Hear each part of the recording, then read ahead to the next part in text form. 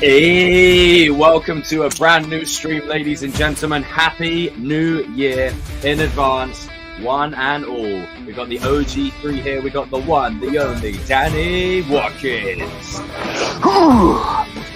We got the goated one, RJ.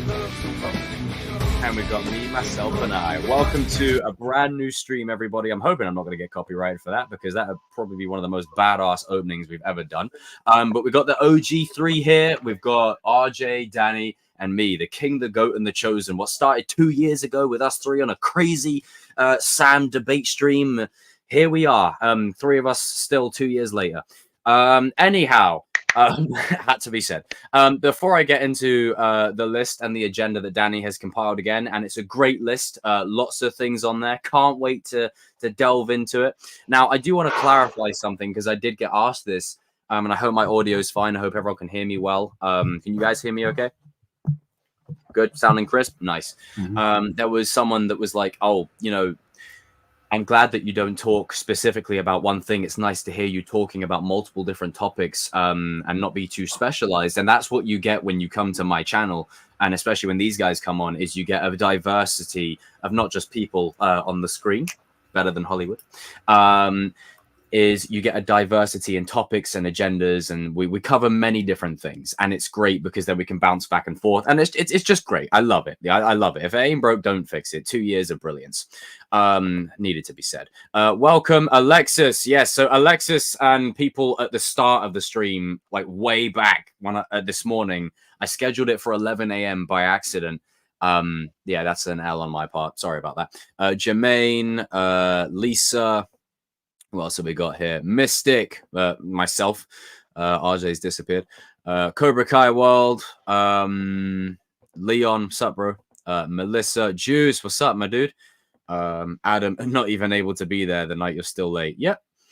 Jim, Forever Red, Bless, Jermaine, Darth Prodigy. What is up? Welcome, everybody. Welcome, one and all. Let's do it again. For all time's sake, Danny, read out the list that you've constructed for this juicy stream. It is a big list. Oh yeah. Okay, folks. So we got weeks and weeks of worth of stuff. So Chosen Familiar. I'm gonna say this like Busta Rhymes about to say rhyme. Okay, so here we go. All right, so we're gonna have a lot of things on this list. This might even go 5 to 10 hours. I just don't know. Don't know. Here, yay. Here's to no and sleep. Here we go. All right, so like the first subject is, okay, we're gonna talk about Godzilla Minus One. I would like arguably like one of the best movies that has came into the cinema, man. Like foreign film, it's amazing. It's so amazing. It's tremendously amazing. And then, okay, on the second part of the first half of this thing, on this beautiful list, we're gonna be talking about, oh man, all you Zack Snyder fans, woo boy, you guys are gonna love this one right here. We're gonna be talking about Rebel Moon. Oh yes, we're gonna be talking about Rebel Moon too. Oh, okay, and then oh boy. Oh yeah, I definitely want to hear it from a Star Wars fan, a hardcore Star Wars fan about Rebel Moon. My boy RJ too. He's gonna be funny about this. All right, and then for as far as our DC segment, oh, we got lots of things about DC, boy. So I actually have a rant. I don't complain that much. Yes, I'm. I don't say a lot on purpose. Yeah, it's like I have a little rant. I have to talk about. To these two fandoms, the Invincibles and the Boys. Okay, y'all groups are starting to get crazy with this, saying that you guys could take on some DC characters, and I have to talk about that. Also, for the second part of DC, we're going to be talking about the Matt Reeves universe, as my man RJ would say. There's a lot of stuff on Matt Reeves, a lot of stuff. So if you've seen the news, you've seen the news. For our Marvel segment, no Marvel memory lane tonight, where it's just straight like Marvel segment stuff. we're gonna be talking about a lot of Spider-Man stuff. It's gonna be strictly mostly Spider-Man news, street level stuff. Good. The second part, we have to cover this part because we are pop culture stuff too. It's gonna be a small thing. We gotta talk a little bit about the Jonathan Majors trial, just a small thing about it or whatever. Because I know everybody was talking. Because on air, yeah. But, and then finally, to end the year off, is Strike First, Strike Hard, no Cobra mercy, Kai. baby. We're gonna no mercy. Listen, we're gonna be talking about like the Terry Silver trials or whatever, and also the Cobra Kai has more, only has 10 episodes, and they're supposed to be adding 2 more hours towards the end. Damn. So Wow. Mr. Jacob. Perfect. All right, let's get right into it. So before I go any further, I want to give a huge shout out to my friend for sending me this for Christmas. It's a lovely little Harry Potter postcard. There's a lovely, beautiful message on the back. So shout out to them. I really do appreciate it, and I'm immortalizing it on air. I know, I'm not seeking validation or attention or whatever else, but I really want to say thank you by showing it on air. So thank you very much. I also want to shout out my bro Stuart, who got me this hat, and I can't wear it until RJ gets back because the moment needs to be captured. But by and large, jumping straight into it, I'm gonna start with, if it's okay, I'm gonna start with Rebel Moon first. Okay. Because, yeah, sure. I don't know too much about Godzilla just yet. So I'll let you and RJ handle that one. But Rebel Moon, I wanna start with that one because I have some grievances that I want to get off my chest. And I have some things that I want to say. So just allow me to take my pirate bandana off. It's pretty badass, I'm not gonna lie to you. But again, shouting out to Stuart for getting me this absolutely brilliant present. And RJ, I got that postcard as well, by the way, from a good friend. But look at this hat. Look at this. Oh, Lord. Master of context and nuance since 1997. You're damn right. So now that the hat come on, allow me to just set the foundation. Okay? Zack Snyder, the man, the myth, the director, is quite a controversial figure in the world of pop culture. Now, what do I mean when I say controversial? I don't mean he himself is controversial. It's more so his body of work. And within every fandom of anything, there is levels to shit. There is subcategories within subcategories. You got people like me that fricking adore Man of Steel and think it's like one of the greatest superhero movies ever. And then there's other people that think it's hot dog water and whatever, and that's totally fine. But I use that as an example because Zack Snyder is because of his body of work, a very controversial figure. And for some reason, he has a hard-on for grayscale in his movies, and it's kind of disturbing. And slow-mo all the time. But I think he himself as a person, really lovely dude. I'd love to work with him. Nothing but respect for him, and all that kind of stuff. But when you look at his work, it does create not necessarily controversy. I don't know if that's the right word, but it creates quite a polarizing sort of feeling within people, and people either love him or they hate him. Like he's like Marmite, and for me, I'm kind of in the middle. He's all right, but for everyone, they've got their side and they've got their opinion. Happy New Year's and happy holidays to everyone in the chat as well. Wimp to Warrior, sup? But I think for me, his style is very gritty. It's very grounded and raw, quite brutal, quite depressing sometimes. Very much so. And it's a very acquired taste. So correct me if I'm wrong, but this whole Rebel Moon thing, was it originally a pitch to Disney for a Star Wars project? And they basically said no.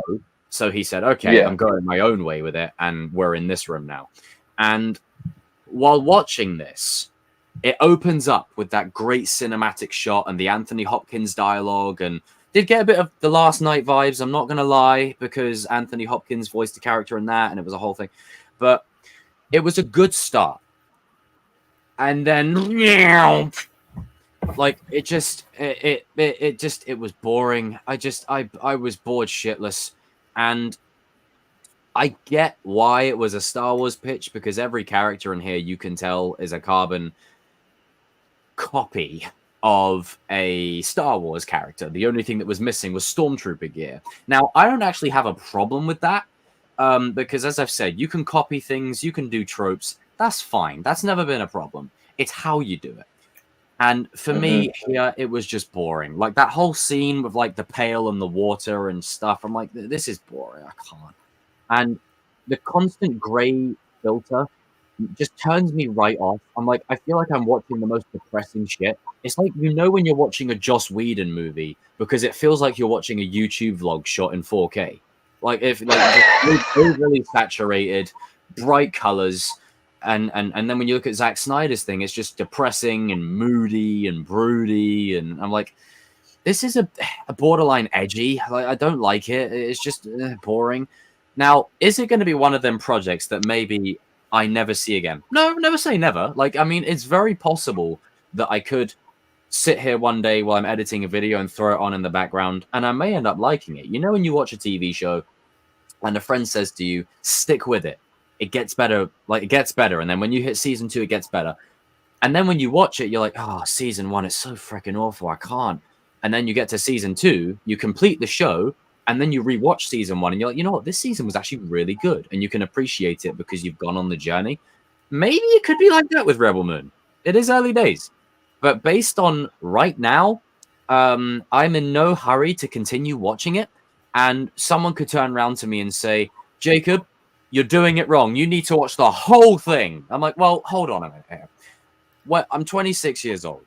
When you've seen enough movies and TV and media, you've seen it all. You know what you're going to like, and you know what you're not going to like, and you know what's something that you're throwing in the background when you've got nothing else to watch. Like, you know what your levels are.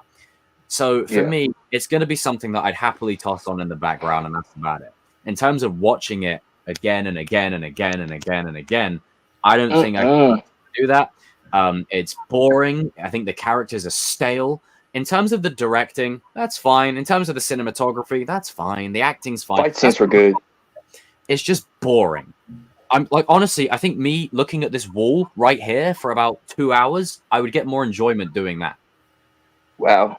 No, on God, I was bored shitless. I was looking at it, and when I pull out my phone and start doing this in my room, of all places, where I have a PlayStation notepad, a freaking tablet, I've got all these things, and I pull out my phone like I'm sitting at my friend's house being made to watch a movie. That's a testament to how boring this shit is. And I'm not trying to be a negative Nancy. Will it have its fans? But everything has its fans. Rise of Skywalker has its fans. So you can't use that. Halloween Ends has its fans. Don't fucking Unfortunately. know. So you can't use that as the justifying quantifiable factor for why something is good. Ant-Man and the Quantumania, whatever, has its fans. Like, that's not, unfortunately, that's not a legitimate way of describing how something is good. It's like the people that say, oh, because it made a lot of money, it means it's good. It's like, well, no, Captain Marvel exists. So you can't use certain things, parameters, to move the goalposts depending on your personal opinion on something. If you like Rebel Moon, and I've said it for anyone who's followed me for any length of time, you know this. If you like it, that's great. Enjoy it. Like, hell, I love the prequels. They're a guilty pleasure. I know they've got the "you turned her against me" and all that stuff, but I will happily. You turned her against me. It's fun. I love it, and I will sit there watching Fast and Furious on repeat, no matter how stupid it is, because it's funny. We all have our shit, and I wish I had my red bandana so I could wrap it around my hand to match you, Danny. But you know, I'm interested to hear what you guys have to say. Because whenever Zack Snyder's brought up, it's no one talks about the actual work more than anything. It's always just Zack this, Zack that, Zack this, Zack that. I'm like, let's leave the poor soul alone for a minute. Let's just focus on the content. Just give him a break. And what I noticed with this Zack Snyder elite fandom cult-like mentality is it's not him, it's his fans. His fans like worship the ground this man walks on. Like, we can't say it on air because, you know, New Year. Trying to be a bit more professional. RJ, what did I say? What have I always said about the Snyder fans? What did they do? RJ said it best. Zack Snyder can't fill in the Fill in the words. They rolled. Can't say it, but They rolled. know. They rolled what? They rolled what? Yeah, like we know. We know. Now, They could roll it get deep. better as it goes along? Absolutely. But as of this moment, as of right now, I just don't care. So when the second part drops, if it's any better and someone's watched the full thing, then let me know. And I'll be honest, I love my Star Wars. Okay, I mean, you know, dun dun dun dun dun dun. Like I love all that stuff. But I'm not a big sci-fi guy, and I'm going to say something kind of, it's going to wind up a lot of people. The sci-fi genre, as a collective, isn't as good as you think it is. Star Wars is, well, used to be great. Star Trek, no. The new movies are good. The other ones are like, I wouldn't even say paint drying. It's like watching 1960s sets that are just moving stuff and live long and prosper. It's just boring as shit. And then just like low budget and bad effects. Right now is Dune. And you know, it's a very up and down genre, especially at the minute. And I was kind of hopeful that Rebel Moon would revitalize some energy into the genre. And I was really hopeful because right now we need some originality in the game and new skin in the game. And as I've said, tropes, it's been done before. It's a Star Wars carbon copy, whatever. I don't have a problem with that versus them actually doing a good job. Yeah. And to me, I just can't get down with it. So I'm going to pass it to you, Cobra Kai. Well, what's up? Dominic, what's up? Happy New Year, everyone. And I'm interested to hear what you guys have to say because Zack Snyder, for the 2 years we've been doing this, it's been an interesting subject. I'm pretty surprised if he's not a fan by now, man. Like, he probably tuned into the stream. RJ, I will pass the floor to you, sir. It's all about family, everybody. Happy New Year's, Tristan. I have nothing against Snyder. I think he seems like a great guy and all that. I've never been a fan of his movies. I've liked some of them, like 300. I even like Watchmen. I think that's an underrated comic book movie. Yeah. Let's see what else. I like Dawn of the Dead. Overrate it, but do they? Because all I hear about is Watchmen this, Watchmen that, and I'm like, it's underrated by critics and things, but again, this is the can of worms that we open with Zack Snyder. I think it's underrated. Like when it comes to people not mentioning it as a comic book movie, like that's yeah. Right. I'm gonna shut up and stop interrupting you. I have a big problem with Netflix. This is a New Year's resolution for me. Stop cutting RJ off. I have a big. See, on that last, something like the gym thing. People, that's like the last long. Anyway, new year, new me. I'm gonna get in the gym, and then like a month later, the membership's up, and then they're out the gym. Yeah. Anyway, I have a big problem with Netflix films. They just don't look good. They look techie, and what I mean by that is they look like if Silicon Valley made the movie. They just don't look like films. And I've tried to watch some of these Netflix original films, and they just they just don't look like films. When I watched Rebel Moon, it didn't feel like I was watching a Snyder film. It felt like somebody was hired filming in the backyard. Yeah, that's the thing. Like, I don't know what, like, this is why I don't like streaming that much. And I do. This is different. I'm talking about like Netflix. I'm gonna go on mute because I keep cutting you off. But it's like this year really was an eye opener for people. 2023 will go down in Hollywood as streaming is not the way, because I'm gonna tell you right now, it's an eye opener. Put it on the next list, Danny. It's not like cable TV. You know, you look at like all these streaming, like Hulu has live sports, YouTube TV. They're turning into cable. Like freaking Amazon's trying to have ads now. Like it's turning into cable TV. Cable TV is not dying out. Streaming is we got rid of cable TV when we got streaming, and now we're going back. Now we're going back because streaming is making ads. So it's like it's not going anywhere. But it's just But as for Rebel Moon, I couldn't get through it, man. I couldn't get through it. it just I watched 1 hour and I checked out. I just couldn't get through it. I watched 8 minutes. I watched the whole entire thing. When it comes to Snyder, well, you deserve a award. You deserve an award, but mind you soldiered through the whole of Walking Dead, so. But the thing is, though, with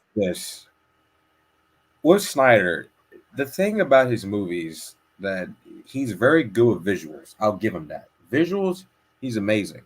But even with this movie, it didn't feel like it felt like I wasn't watching a Snyder movie. It felt like it was a Netflix film, so which it was.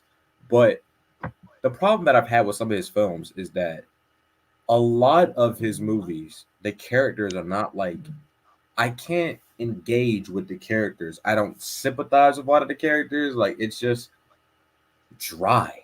Like, it's just very one-dimensional. Like, the Snyder Cut is the exception. Like, I like, what he did with Cyborg and all that stuff. But it's just, I don't know, man. Like, what he's not doing, like, he's very, like, an up and down director. And I know the Snyder fans are not going to like that I said. What did you say? What did you say? It's like, what did you say, RJ? What did you say about Zack? Well, you can go back 5-10 seconds anyway. It's just rewind. I don't know, man. I'm not in a rush to watch the second one. I might not even watch the second one. Like I don't know, man. I just don't feel the urgency. Like in order for me to watch another Snyder film, I feel like it has to be like people have to like. I'm not talking about the Snyder fans. I'm talking about like critics and like people that I trust. This is his best movie. It has to be like praise and like I better hear some reviews like, oh, the characters are actually like good, like because even the villain in this, like who played Francis in Deadpool, like, and I like him as an actor. He's actually really talented. But I thought I recognized him. Yeah, Agent. Where you at, Francis? But no, he's really good in the movie. Kind of carries it. Carried the thing. The villains. Like nothing against him, like he did what he could with the script and all that stuff, but the villains are just horrible, very one-dimensional. They just want to kill Saturday morning cartoon villain of the week. They just want to kill everybody. Like it's like, where's the motive here?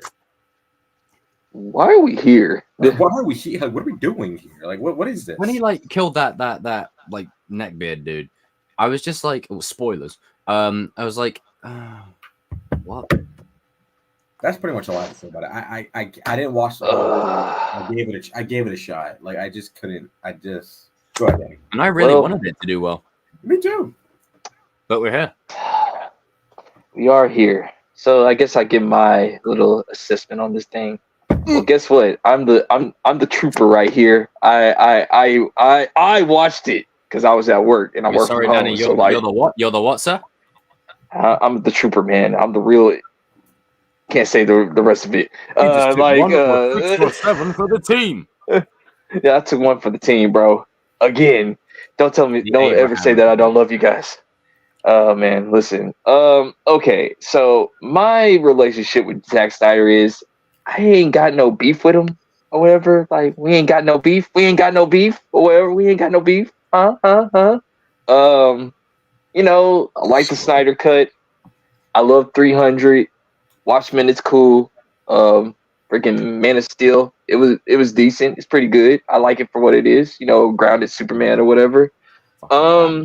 With this movie here, boy, it's not good. It's not good at all. It's actually pretty horrible. Like I strained to give it. I look to the side like, ugh.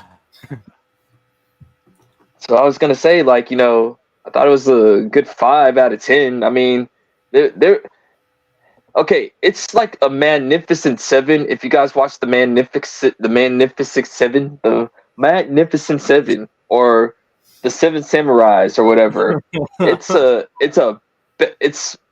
worse version of those movies. And those movies are great. Just it's Star Wars meets those things put together, and it wasn't good. And my problem with Zack Snyder is, okay, with the whole entire Snyder Cut or whatever, we know the reasons why he got the Snyder Cut to release, and for obvious reasons he had to go take care of some personal family stuff because of his daughter, self-deleting and stuff like that or whatever. But in this case, this fool then said that, oh wait guys, I have another cut of this movie. We got 4 more hours of this movie. And I'm like, of this one? Yeah. You serious? I'm not kidding. Like, Zack Snyder said, you're twisting my arm. No, you're really I'm twisting not my twisted. Arm. There's not an RJ, am I not? You serious? Serious. Like, if I was bored as hell within 8 minutes of a 2-hour movie, Zack Snyder. He has a director's cut of this, and he said that he. No, we're not doing this whole. I can fulfill my true vision. No. There's rules and regulations with the DGA, the Directors Guild of America, that let you fulfill your vision. You can't do that. He's double dip. He's a double dipper, bro. For God's sake, no. He's a double dipper. Oh, so I can reveal my full vision. How many parts of Rebel Moon are there meant to? I'm going on a rant now. How many parts of Rebel Moon are there meant to be? It's only 2 parts. So that means the second part will come out and he'll say, "Oh, there's a 5-hour cut of this, and there's a 10-hour super cut." And then there's supposed to be like I think he wants to do a prequel too of it too. Oh, for God's sake. Zach, what? I need to go on mute because I don't want to get demonetized. Zach, what?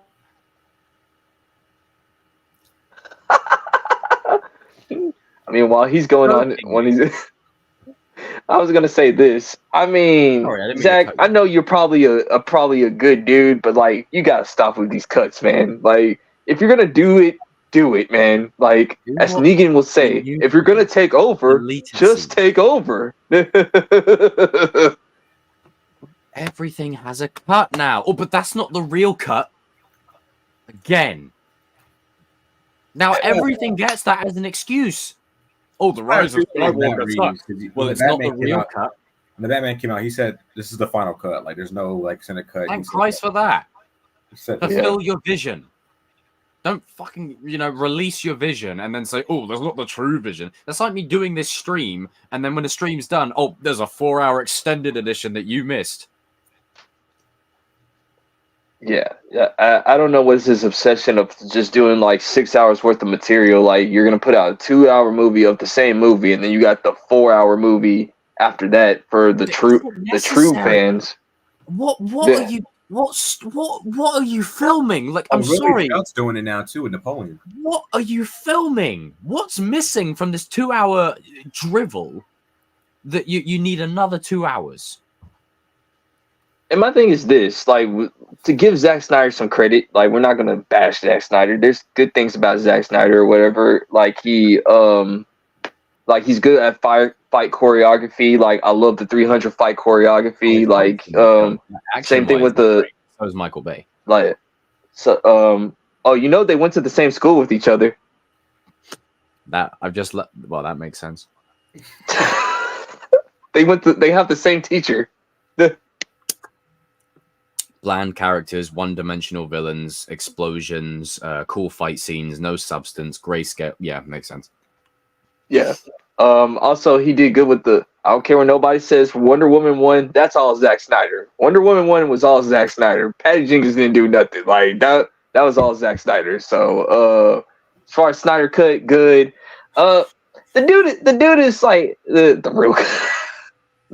It's not the real cut.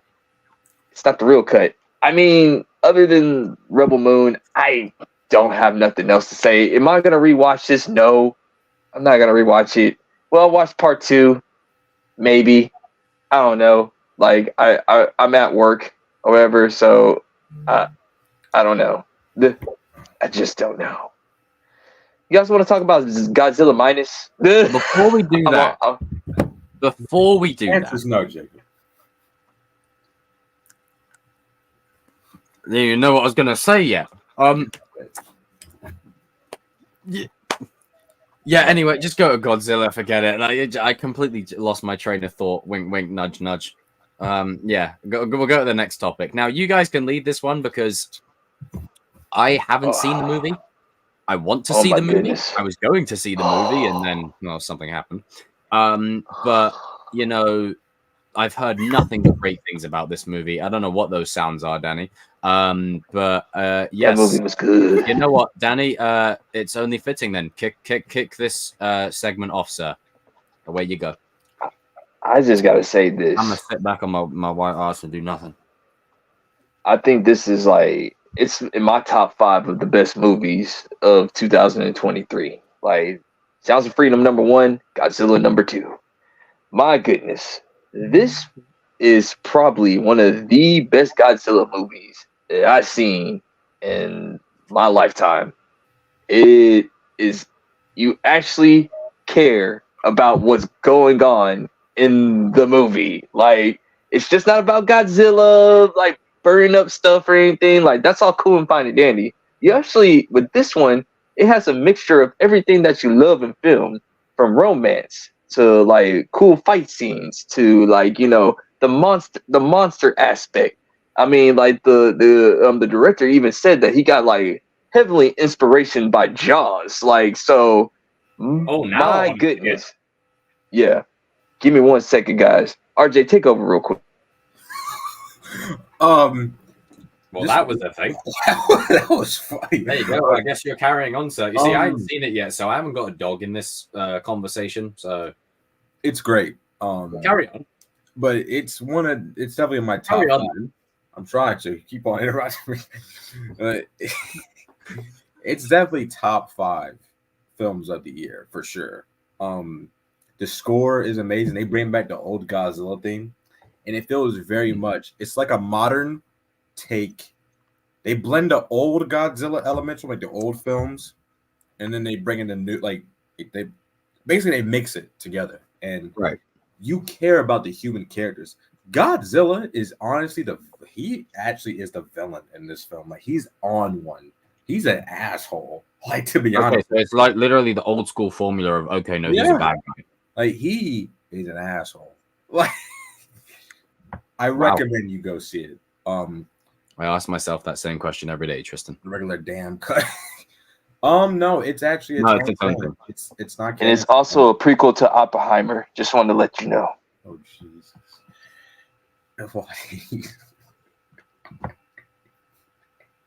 I like how he just disappears. He comes back to say that. It's like, well, I have to see it now to understand what you're talking about, but it's not. It's there's an inside joke of a joke. Yeah, but Fox fake. Cut that out. Anyway, Danny, I told you. Jesus.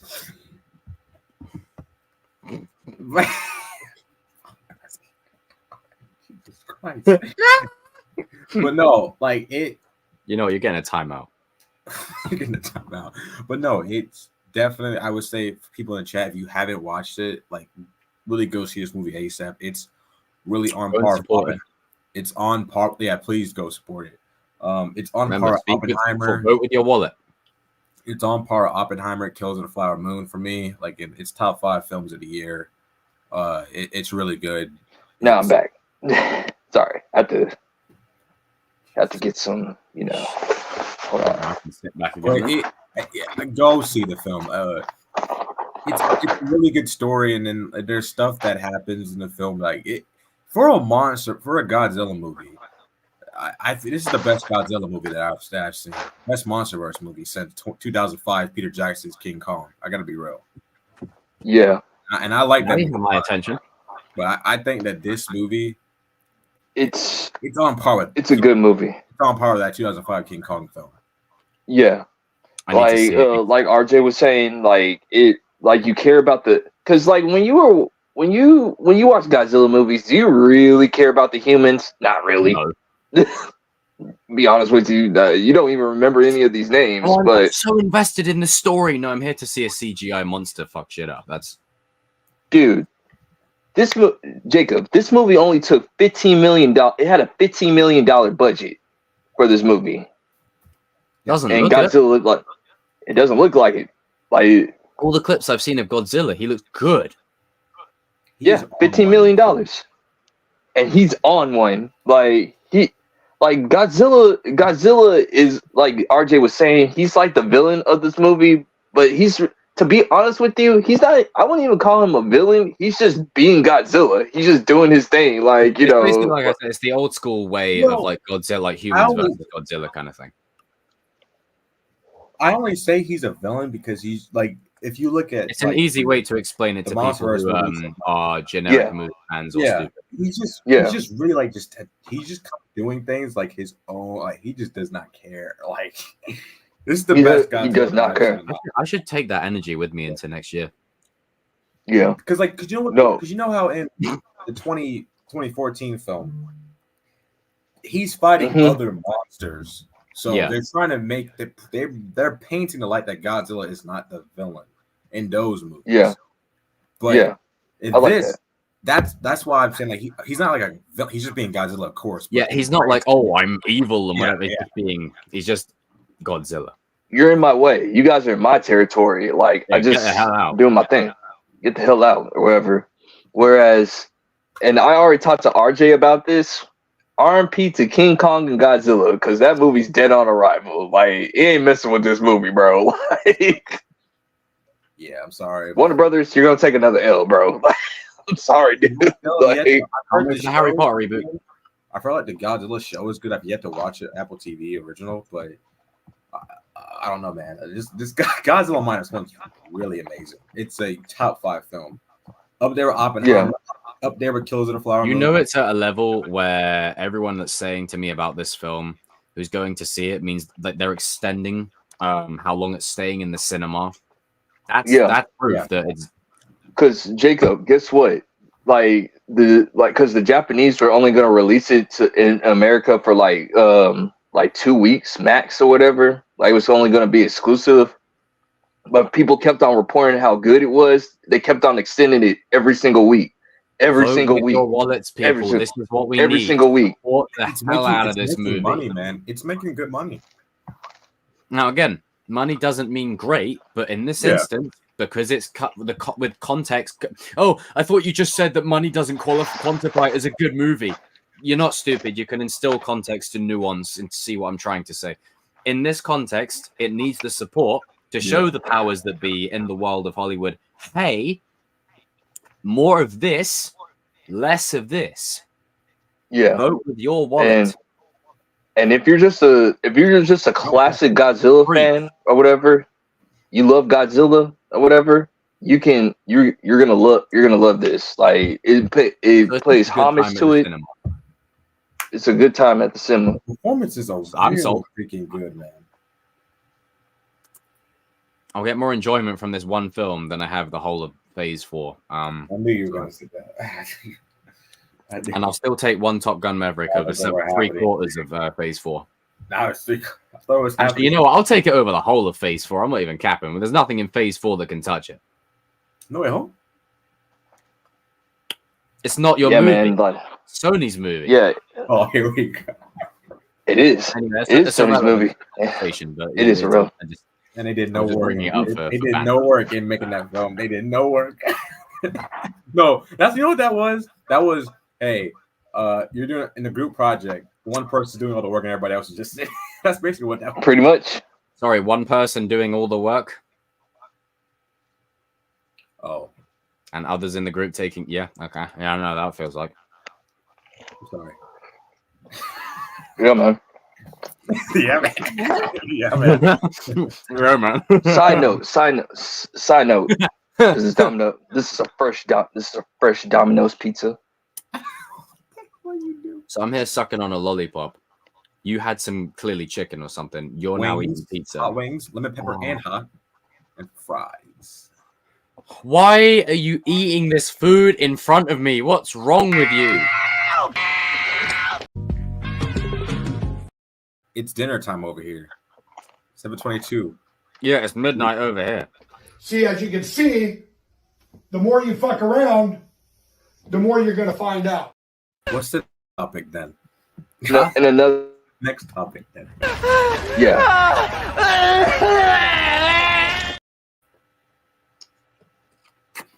I was gonna say that this is a subtitle movie, so like when you go into the theater, don't be like surprised, like wait, there's just Why is speaking it Japanese? Japanese. Well, come on. Well, It's because people are stupid. is what it is. People are dumb. We can go on to the next topic. It's the next topic. We were 40 minutes in.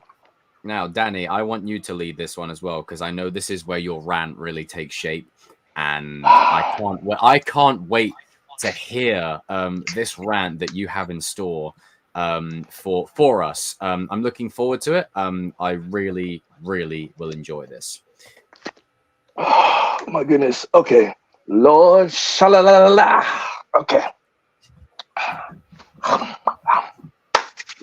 Okay. So where can I skip? I gotta build up the hate that's flowing through me. Okay, so I like Invincible. I like The Boys. Do you guys like these shows, right? You guys think that these shows are? I especially love The Boys. I love. I mean, Yeah. Boy. The Boys is cool. I still have yet to actually watch Invincible. But let me finish The Boys and I'll catch up. So, what's getting annoying is, and this happens to every fandom. It happens to every fandom, and RJ knows what I'm talking about. Before you go any further, Danny, because I can feel the energy of you ranting for a while. Been there many times. It also takes a great kind of fan, like a humble fan, to admit when he doesn't know everything about everything and not have an opinion on everything just because he has a YouTube channel. Some people could learn a thing or two from that. Carry on. And I get it. It's new, it's fresh, it's amazing, it's cool and everything. We all love Homelander, even though he's a dick. We all love Omni-Man, and you know he's a dick, whatever. No. But my problem is this. Just because you like them doesn't mean that they're goated. Like Mr. Hope himself, Mr. Superman, Kal-El, Son of Krypton. Like, y'all guys are out of your minds when you believe that that your squads can take on the Justice League. Yeah, that's where I draw my line right there. Ain't nothing close. You just need Superman. Ain't nothing close. Ain't no way in God's green earth is Homelander touching Superman. Ain't happening. I'm just gonna let him cook. It's like there is no way in God green earth. Okay, for Omni-Man, he could probably give Superman a small fight. And that's a maybe, a close maybe. But for the most part, hell no to the no, hell to the no. No, y'all guys have lost your everlasting minds with this, bro. Wow. Listen, I get it. Yeah. It's new. You're trying to do your thing. You're trying to prop up your stuff.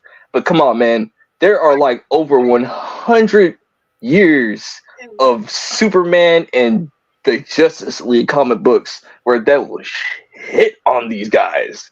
Ain't even close, bruh.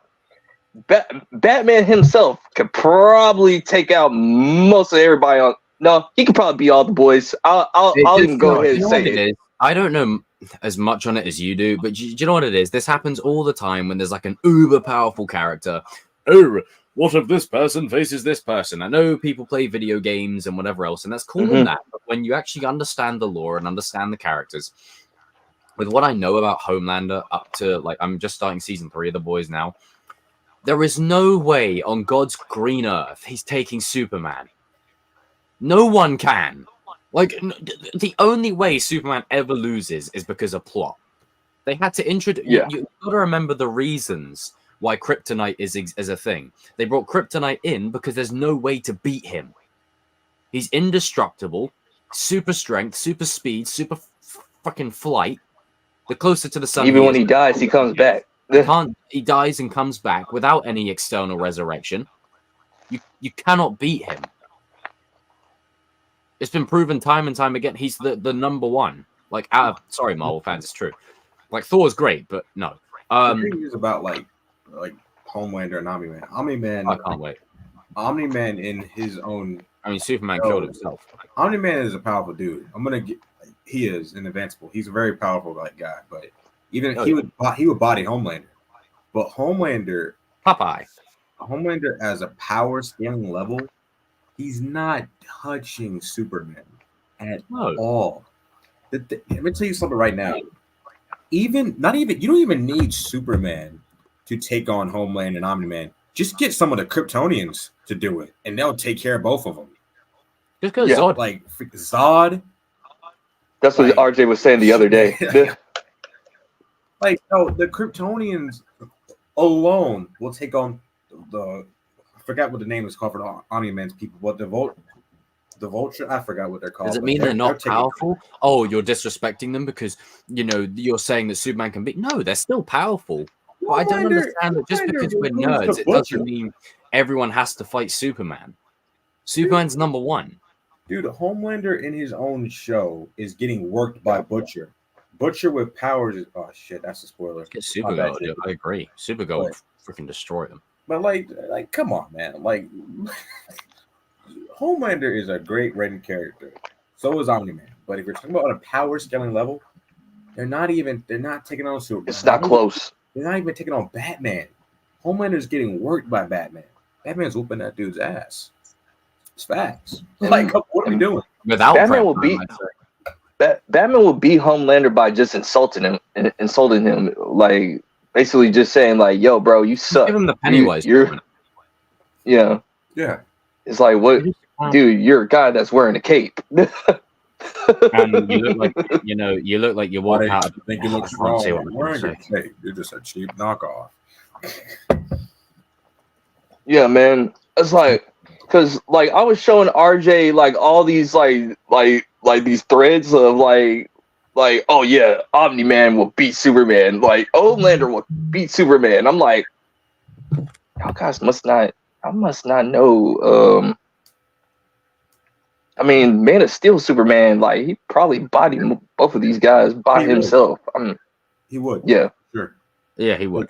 He would. It's just facts. It's just the way it is. As much as I love The Boys, as much as I love Invincible, if you're looking at it, take your bias out of it in a power scaling level.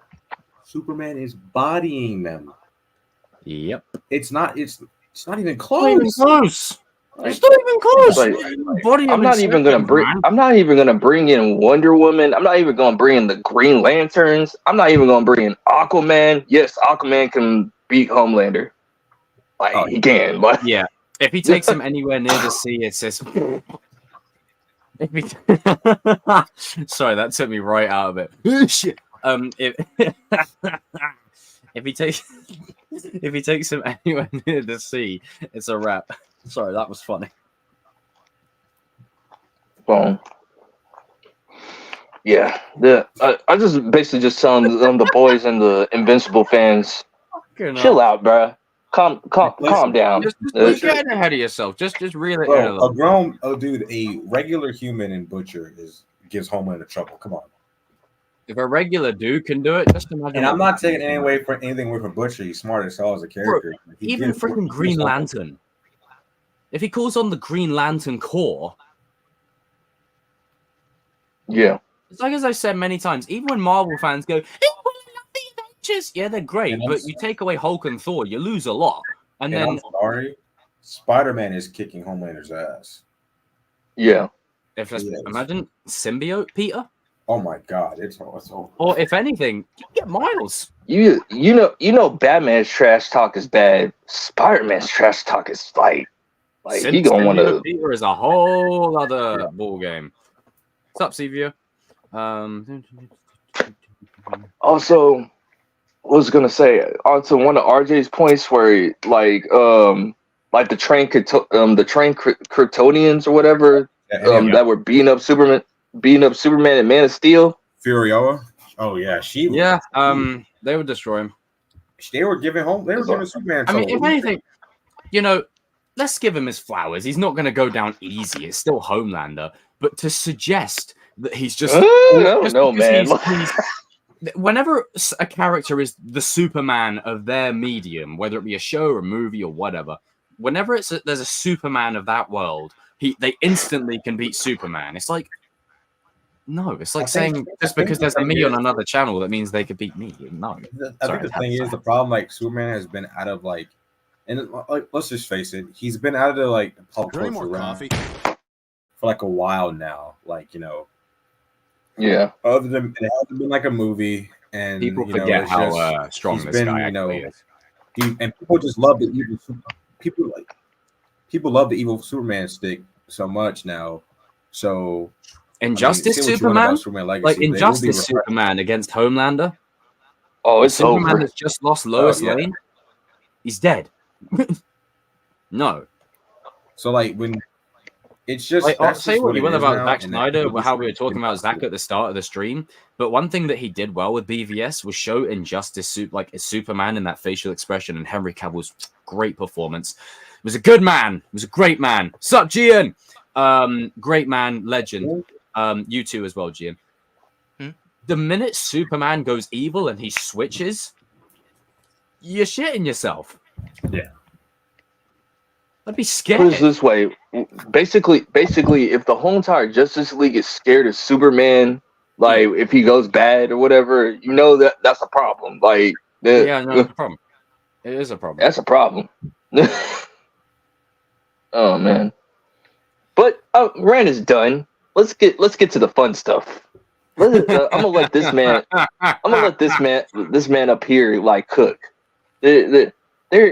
So we gotta talk about the Matt Reeves universe, and like there is like a whole bunch of news from him being part of the DC.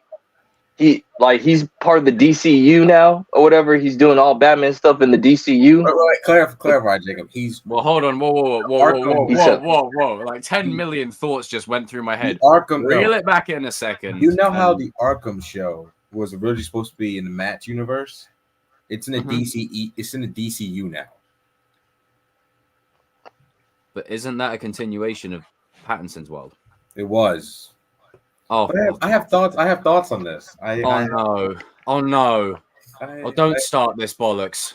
What'd I do? No. He pulled a 50 Cent. No. What did Sorry, I do? I'm taking over this. No, you. I need more information, but I just need to preface this. You keep Matt Reeves stuff away from everything else. No. He's not. It's not a part of his universe anymore. But he's going to be helping with the DCU. Okay, relief. I was worried that they were interfering with his stuff then, and well. But he's going to be helping the DCU out or whatever. Like that's why I said he's in charge of all Batman stuff related. That's what it's starting to look like or whatever. Yeah. Which I don't think that's a bad thing. Yeah. Lord Almighty. But I like how we're all wearing black as well. Yeah. Symbiote Spider-Man much? Okay, so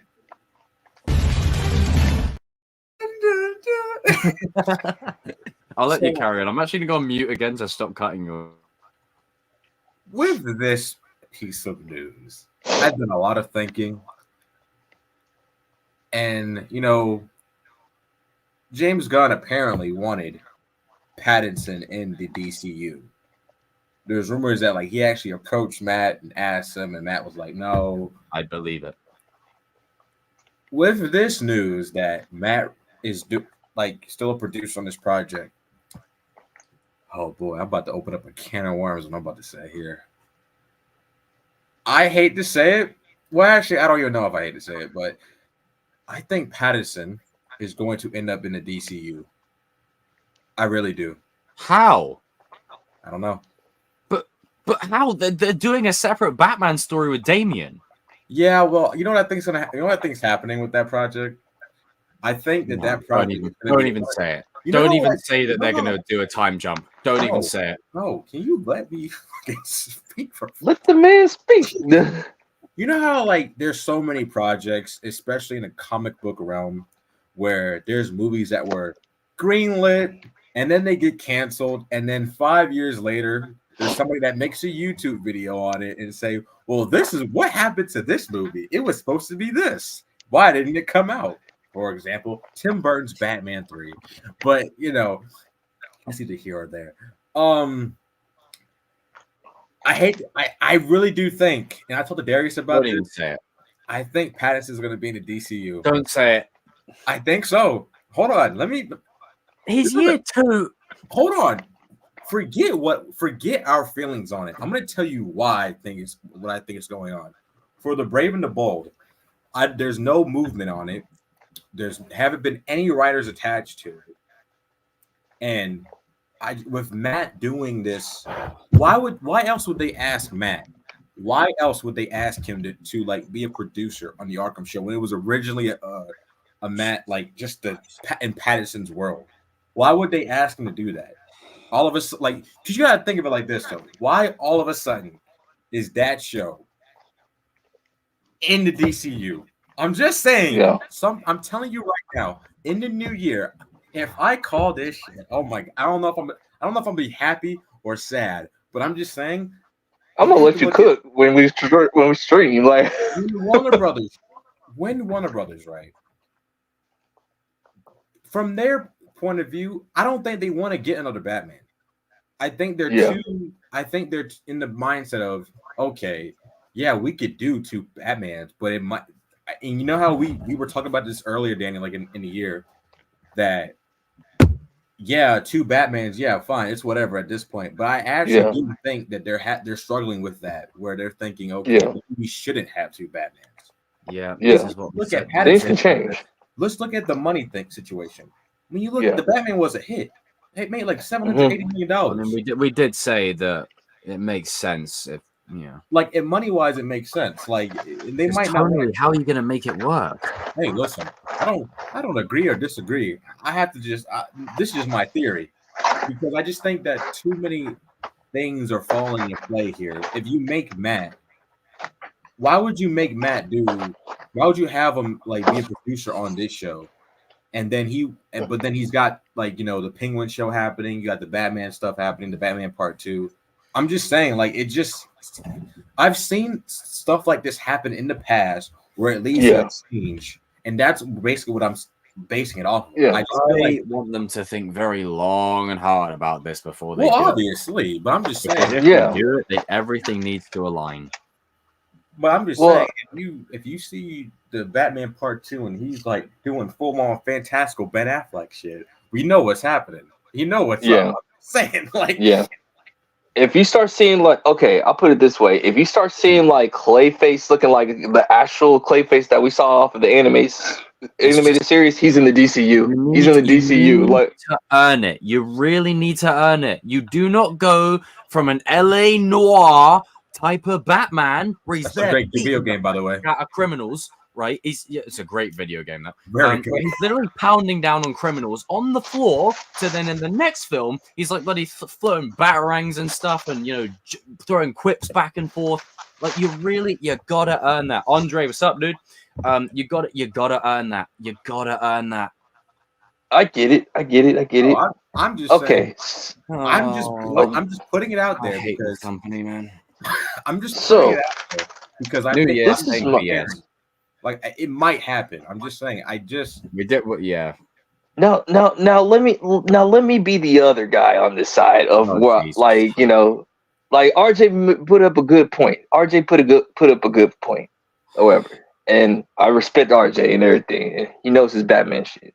I'm just saying, for me, let's just say in a hypothetical world, we still get 2 separate Batman universes. Let me just speak. If you have, I think James Gunn. I think James Gunn is probably saying like, well, hell, Matt's my friend or whatever. You know what I'm saying? I'm more comfortable of him taking over the Batman stuff than me taking over the Batman stuff or whatever, because he gets Batman or whatever.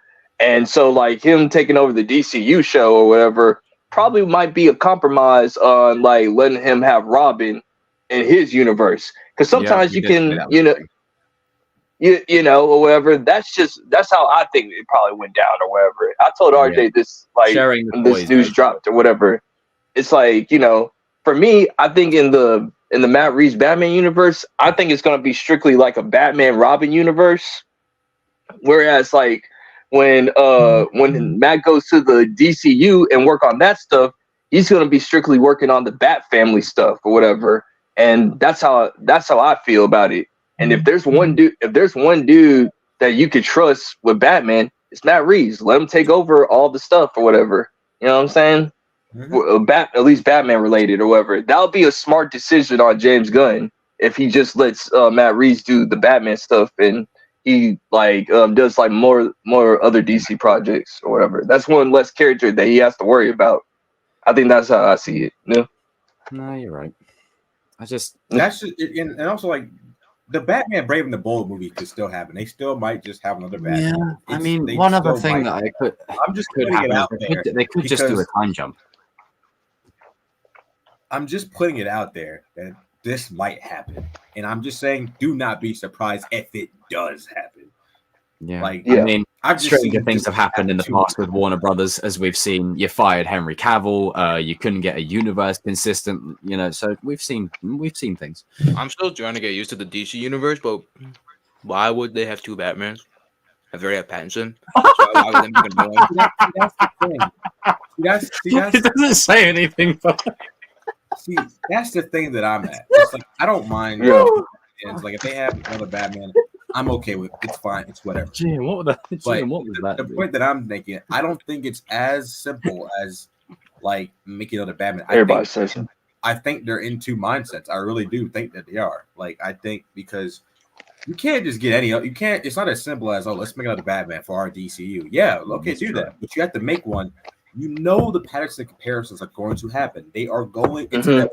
They're going to happen.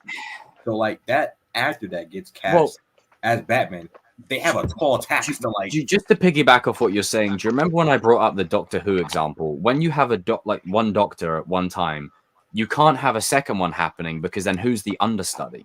Who's the lesser? Mm-hmm. That's a problem. Because like the thing is too, and we all talk about this or whatever. If you do two Batmans or whatever,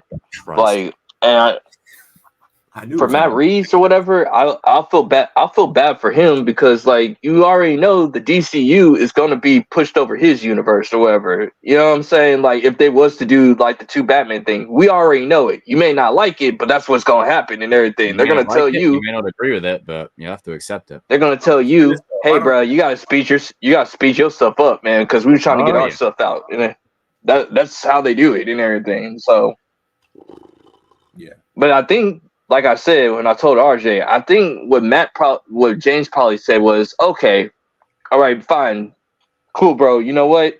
You're not part of the universe. No big deal. No shame, no hate, whatever. But if you're gonna be using Robin, can you at least help me with the Bat Family, like Arkham Asylum? All the other stuff, like, from my universe or whatever. You know what I'm saying? Like, I think we're going to have a Fox X-Men situation where they have to, like, share the toys and the characters. Yeah. It's going to become messy regardless. I'm just putting it out there. Like, it might have. I'm just saying, like, based off what I've been, like, seeing, like, on the internet, I'm just saying, like, I would not be shocked if this happens. Like, if Pattinson ends up being in the DCU. That's all I'm saying. Yeah. Yeah. But the break be happening. I don't know. Like I don't know. Yeah. Same thing. Oh man, I just hope it works out for the better. Like it just please let it work out for the better.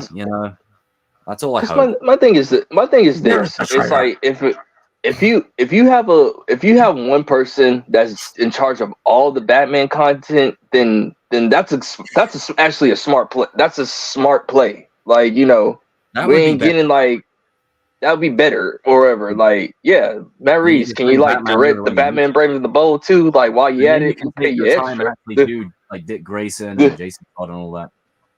Yeah. So like, because he already knows the characters, so you might as well just let him just do his thing. Like, shit, I'll help you. Like, I'm gonna need a little extra money though, like but I don't mind helping around here. It's just good business, isn't it, Danny? Just good business. It's just good business, like Yeah, that's probably play it again. I could be totally wrong. It's just good business. Like I said, open wide. Jesus Christ.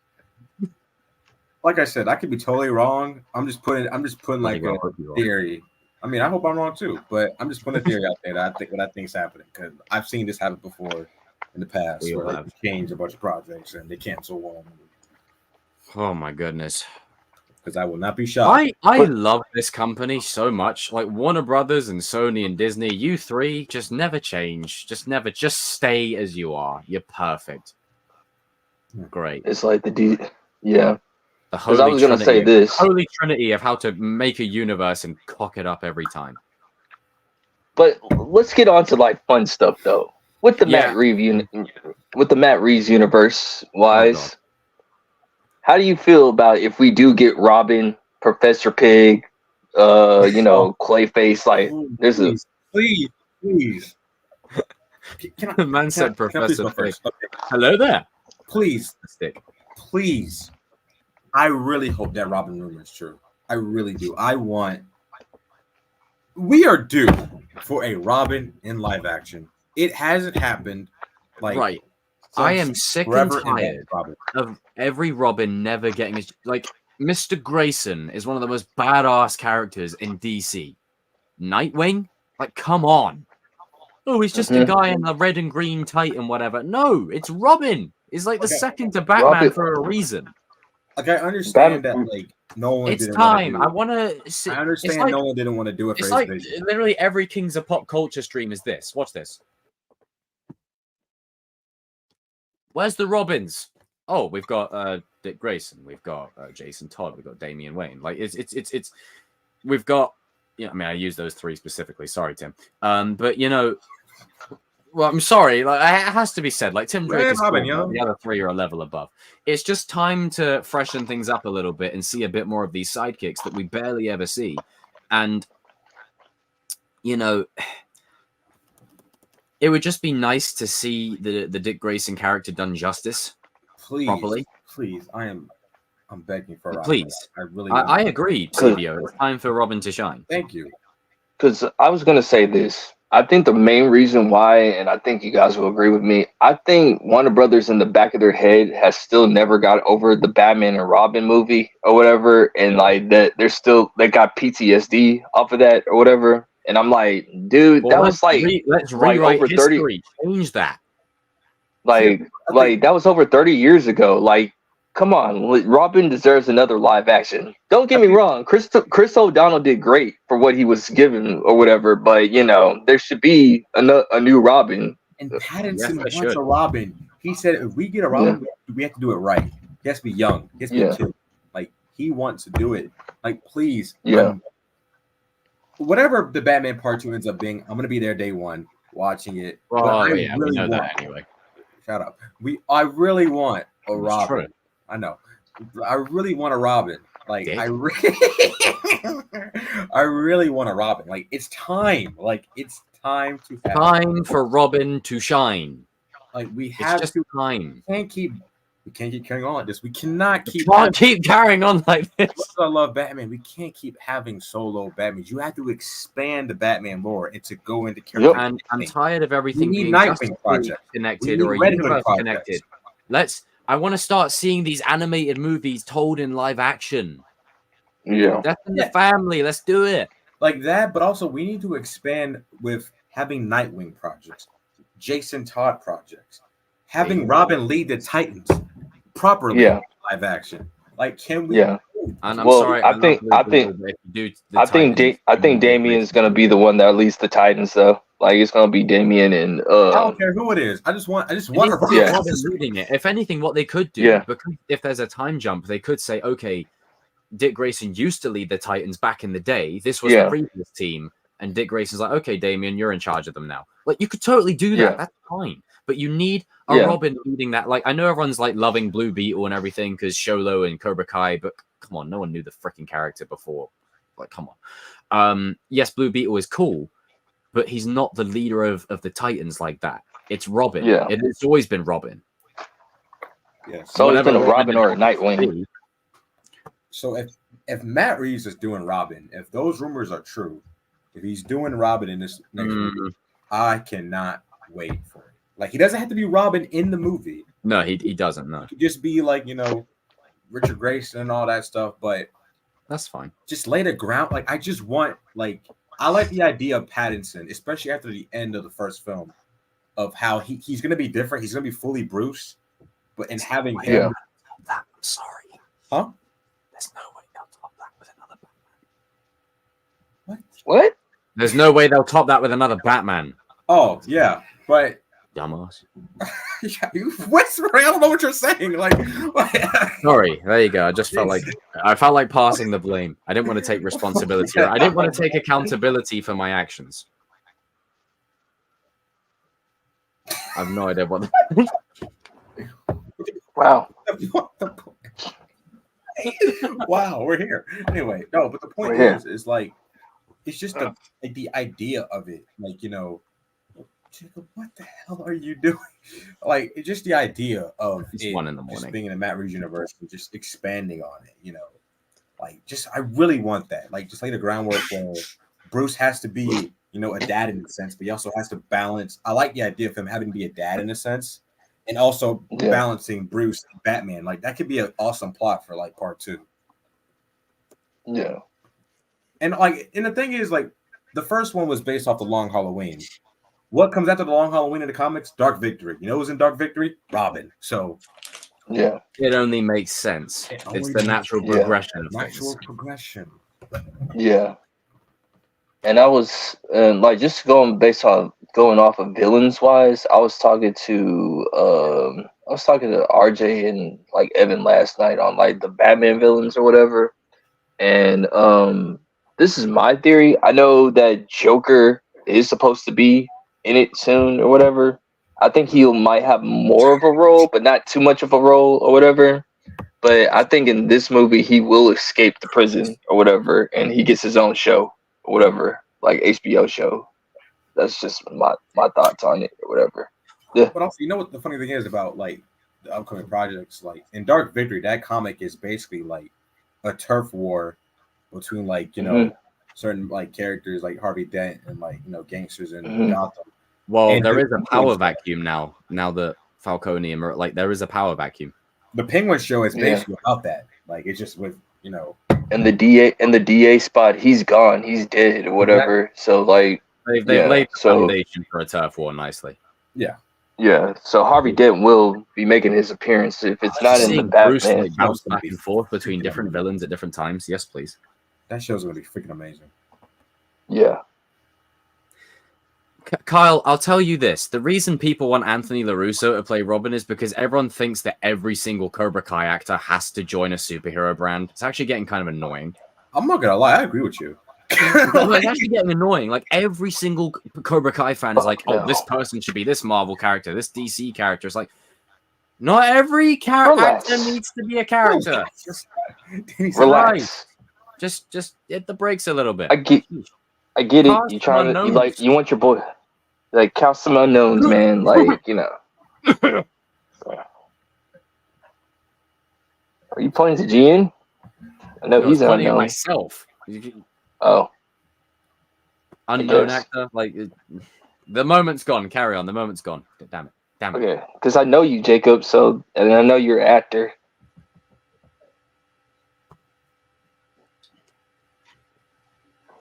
That's a hate crime. You can't be doing that. With me, I get an exception.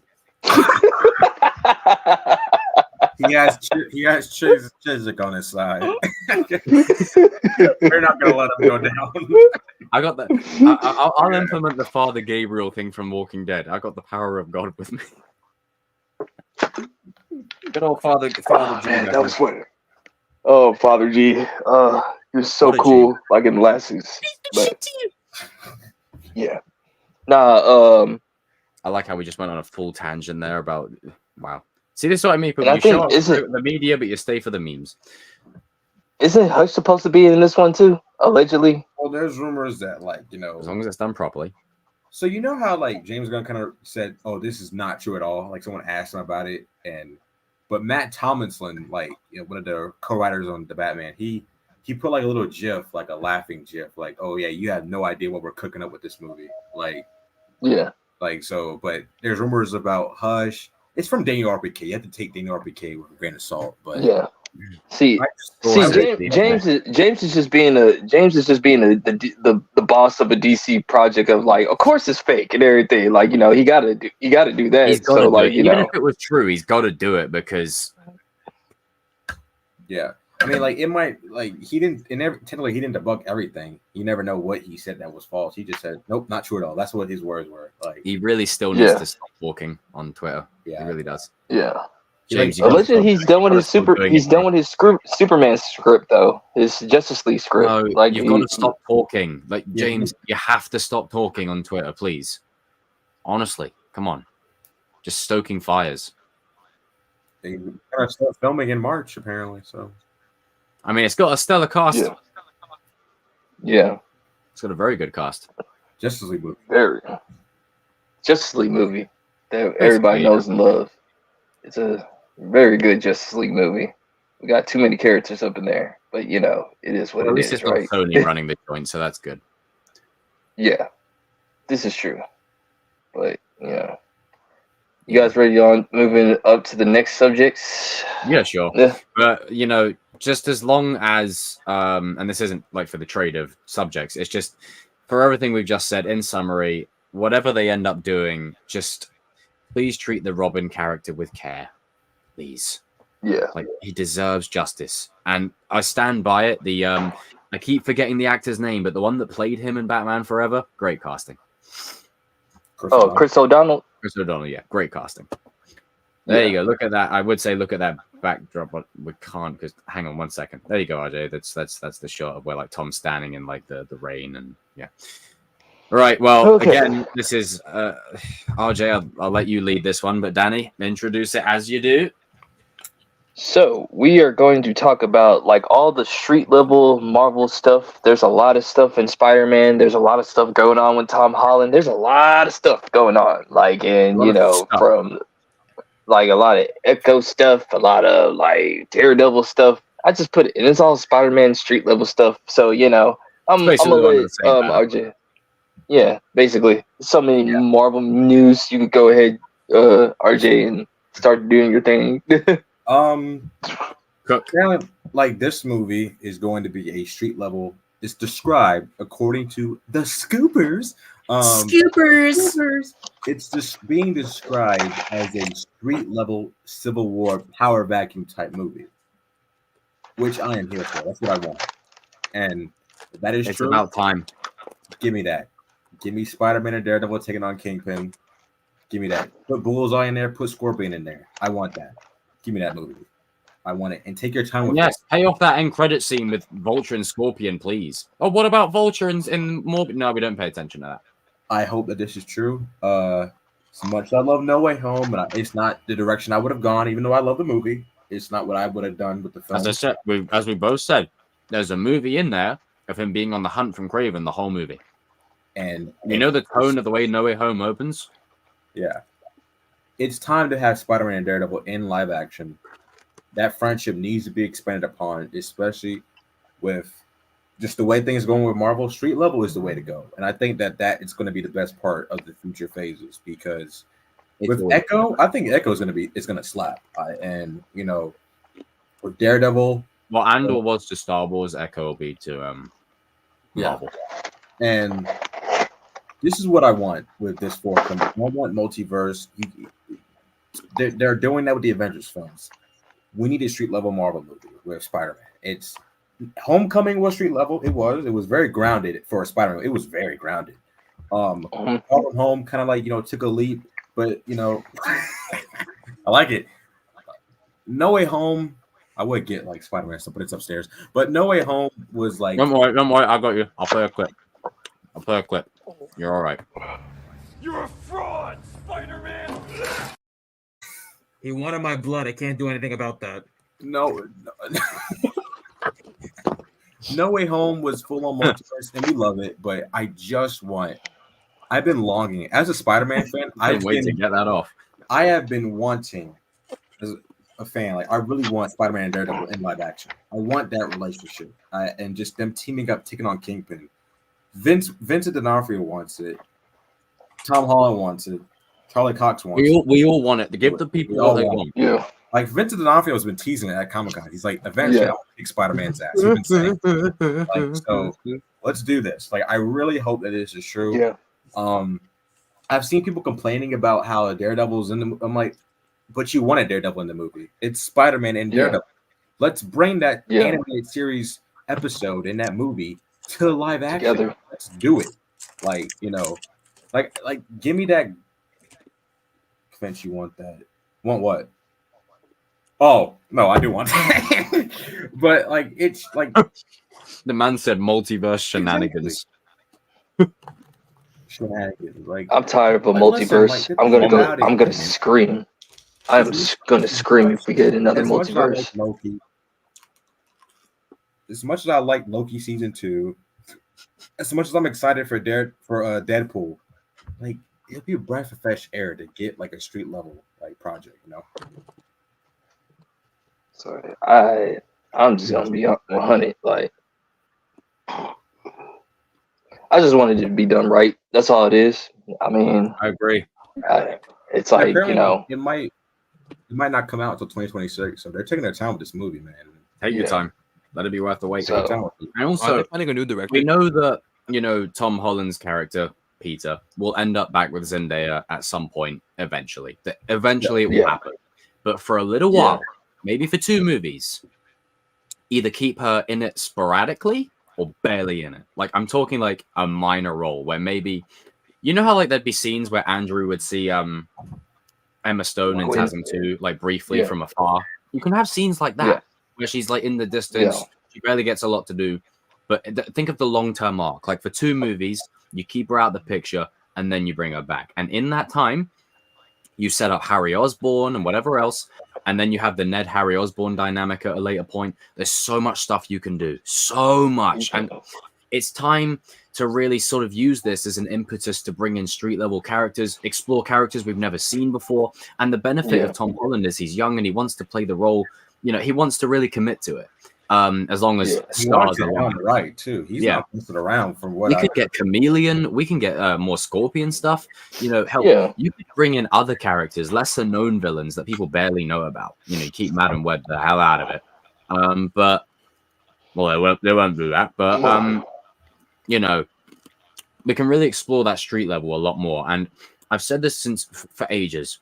Yes, it's going to get bigger. Marvel's going to get bigger. The cosmic universe, great. No one gives a shit. Yeah. No one cares. People Actually, care. Ever about the since the Guardians are done, like no one gets. No one cares anymore. Like the street level stuff is where it's at because you Yeah. can't use big budget CGI effects to overcome poor storytelling. Yeah. You should like from now on. You should go. for a reason. I actually Yeah, have a you theory should focus on. Zendaya in this movie. you sh- Wait, who?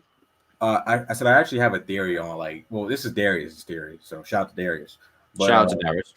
I don't think that they'll have her to where like she's a minor role because when you're an actor in Hollywood, when you get bigger and bigger, they're just you know, it becomes she's not gonna sign on if it's like just a minor role. But I think what Darius said was interesting. He said that you know how in the comics, like when there's like in that certain I forgot what it's called, but when the city's against Spider-Man and like, you know, and there's people that support Spider-Man and are protesting in favor of Spider-Man. He basically said that she might be in support of Spider-Man because like, you know, with like if it's That's a good way to do it. Yeah, where she might do That's like that. herself basically saying, "Hey, I'm going to support my," you know. But I basically said my theory is that she might be like a reporter type, like not like, you know, like the game where she's full on Lois Lane in a way. But Oh, she isn't even Lois Lane in that. She's just annoying. but you know what I mean. But like, Dang. what she No, I'm sorry. It's annoying. It's called Spider-Man, not Mary Jane and Daily Bugle story. Like it's that opened up a can of worms. get that Sam Raimi, Kirsten Dunst crap out of here. But like, I think that what they might do with Zendaya's MJ is that she might be the one that take on Kingpin, not like, you know, obviously physically, but like, you know, in a political way to like try to like investigate all the stuff, and that might be her role. That's why I don't think Ned will be back. I think that he might have like a new. They like to have like friend groups. It might be Robbie Robertson. He might be like a new. I don't think they're gonna do Harry. Oh, you don't think it's gonna Harry? I don't think they are going to do it, Harry. I mean, I could be wrong, but I think with this, what I've noticed with the MCU Spider-Man movies, they tend to not go with the typical roster of friend groups and side characters. They really go like different. Does that like mean they're with gonna be Ned, like buddy with Flash Thompson? But I think they're gonna have Robbie Robertson in the movie as his new friend. This is Okay, fair. Let's get old But, black friend. no. Well, I mean, why not John Boyega? Get John Boyega. Can't they tease Miles in this Oh. movie? Do you think? Like, Down the think they line, will. probably. Down the line. I think they'll tease him, but I don't think that they'll have an actor for the. I don't think you'll have an actor for the character. no, I don't think they have an actor, Yeah. but like a little tease or something like that. Like Yeah. Glover. For sure. It'll be a You tease. probably see him like, just if you see like a little random black Latino kid in the crowd, you know what's up. Just have to But slide that in there, didn't you? I can't wait for this course. movie. I really can't. No, and I think it's so needed, not just from a story standpoint, but just because the world needs Spider-Man. Like it craves Spider-Man right now, and I think you really. Let's be real. Spider-Man is the one that will save the superhero genre at the minute. Like you need that to slap immediately. Yeah. And I think going back to formula, to the street level stuff, that's where Spider-Man shines. Yes, his symbiote suit's cool. Yes, his Cosmic Avengers stuff is cool, but Spider-Man shines brightly when it's grounded level stuff. Whoopsie, sorry. Like he's the friendly neighborhood Spider-Man. Yeah.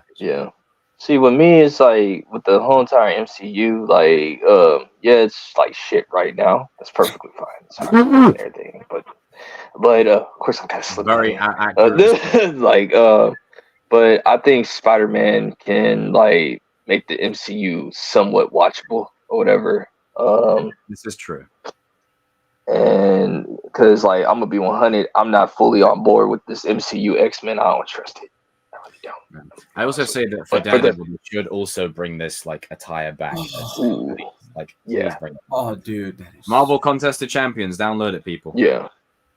As far as Daredevil, I told RJ this like the other day when I was on a call with RJ and Adam. I said, like, listen, as far as Daredevil, I'm happy that Charlie Cox is back or whatever. Like, I'm happy for him or whatever.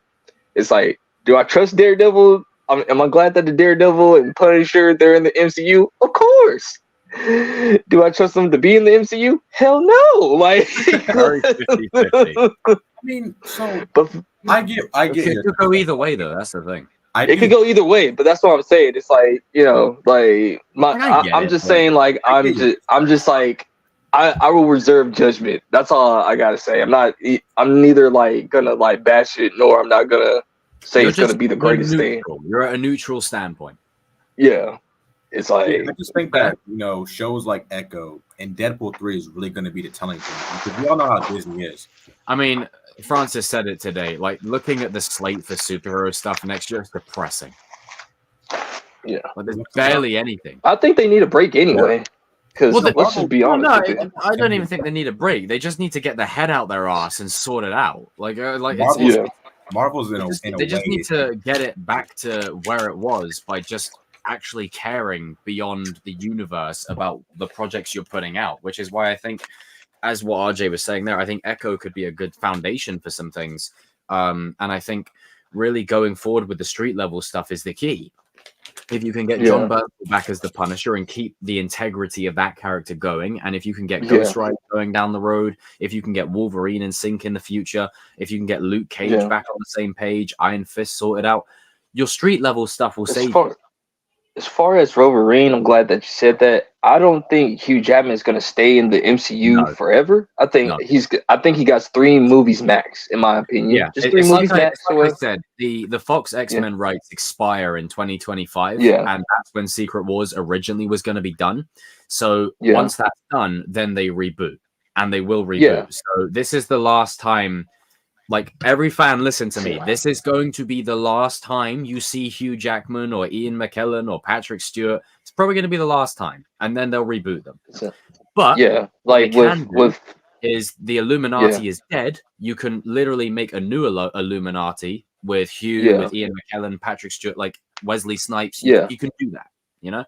Yeah, totally. I was gonna say this, like, you know, because Hugh Jackman, he's old. I don't think he wants to keep on working out for X-Men. And the only reason he's back is because it's fun to do it with the MCU and whatever else. He already said goodbye to the role. Like he already had his farewell, you know. And 20 years in my opinion, I think like Wolverine's daughter is going to be the next Wolverine anyway. And I mean, it saves them recasting and reboot. Like it saves them rebooting the character.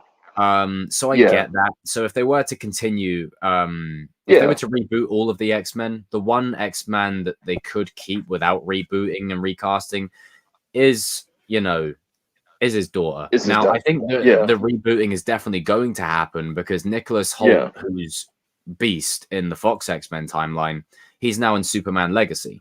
And they don't do franchise crossovers for main character, like big characters. They just don't because it's a commitment. So that tells me they might reboot entirely with new actors completely. And if you can't change Wolverine, just keep his daughter and then canonize her as the MCU's Wolverine. No one would have a problem. Then you want to replacing Hugh because you just can't. Yeah. Who are you gonna Most people are not going to have a problem with it. No. Like, it's his daughter or whatever. It's like, okay, whatever. Like, I don't know. Like either way, it's gonna happen. My thing is this reboot. I mean, you can't keep the character forever. Like it's okay. As much as like we say like, oh, we should retire Iron Man. Oh, we should retire Captain America. That's good in theory, but even you should try to recast. I know it's different because with Cap and with Iron Man, they were in the MCU. Like that's I think where fans are kind of going, okay, it's harder for us to accept it because in the MCU, but you got to accept it. We've had Cap and we've had Iron Man, but I think with them bringing over like Otto Octavius and Norman Osborn and Hugh, there's some actors that play these characters where they probably won't be recast or reboot, and they'll just instead of making a new Wolverine, they'll just reboot the X-Men and focus on the X-Men's roster that's like 20 odd characters. Yeah. They don't have to reboot. They don't actually have to reboot Wolverine if they don't want to. Yeah, that's what I'm saying. It will be so weird without him, but at the same time, I'd understand it. Because there has been a rumor, like I think Variety might have put something out, like allegedly, like for the first couple of X-Men movies or whatever, like they don't want Wolverine or Magneto out there, and they want Mr. Sinister instead, which I'm okay with it. I like that. I'm okay with that or whatever. Yeah, and I understand. Like, don't get me wrong, from a fan perspective of like, well, you can't do it without Wolverine and Magneto. True, I see your point and everything, but we've seen that like the last, and very much. See, this is why some people say, well, Jacob, why would they reboot all the other X-Men and not Wolverine? I said, because this is where context is important.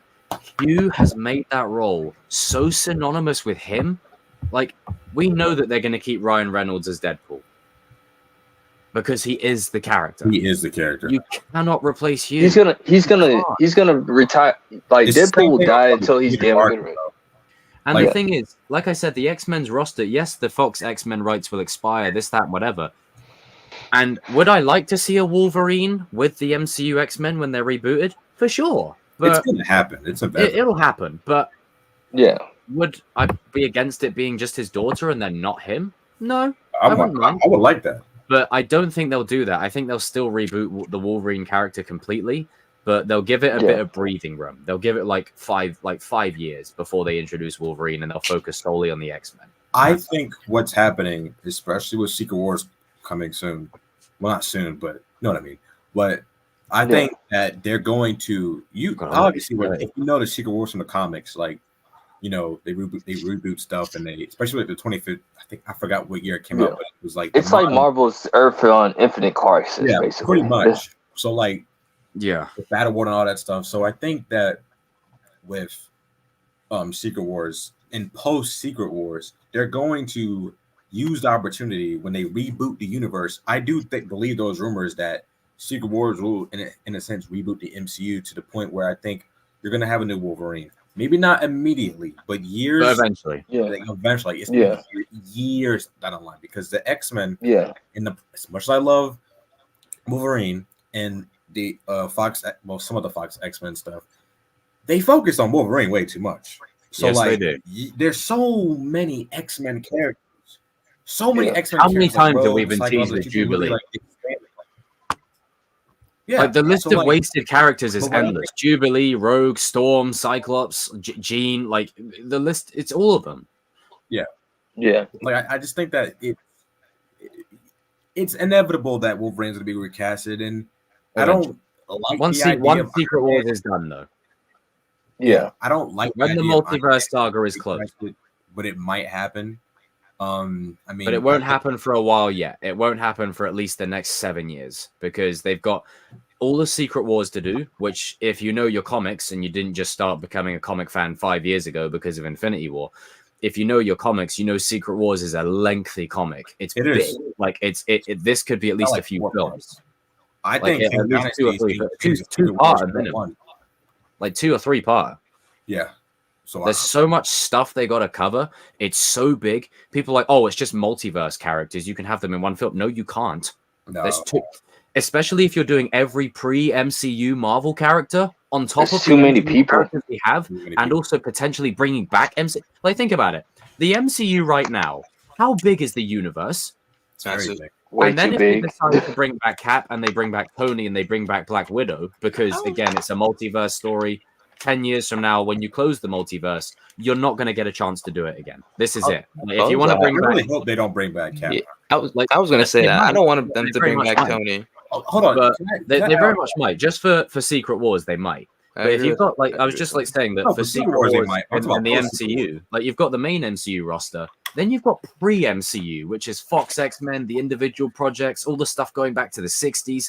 That's like, what, 100, 200 characters?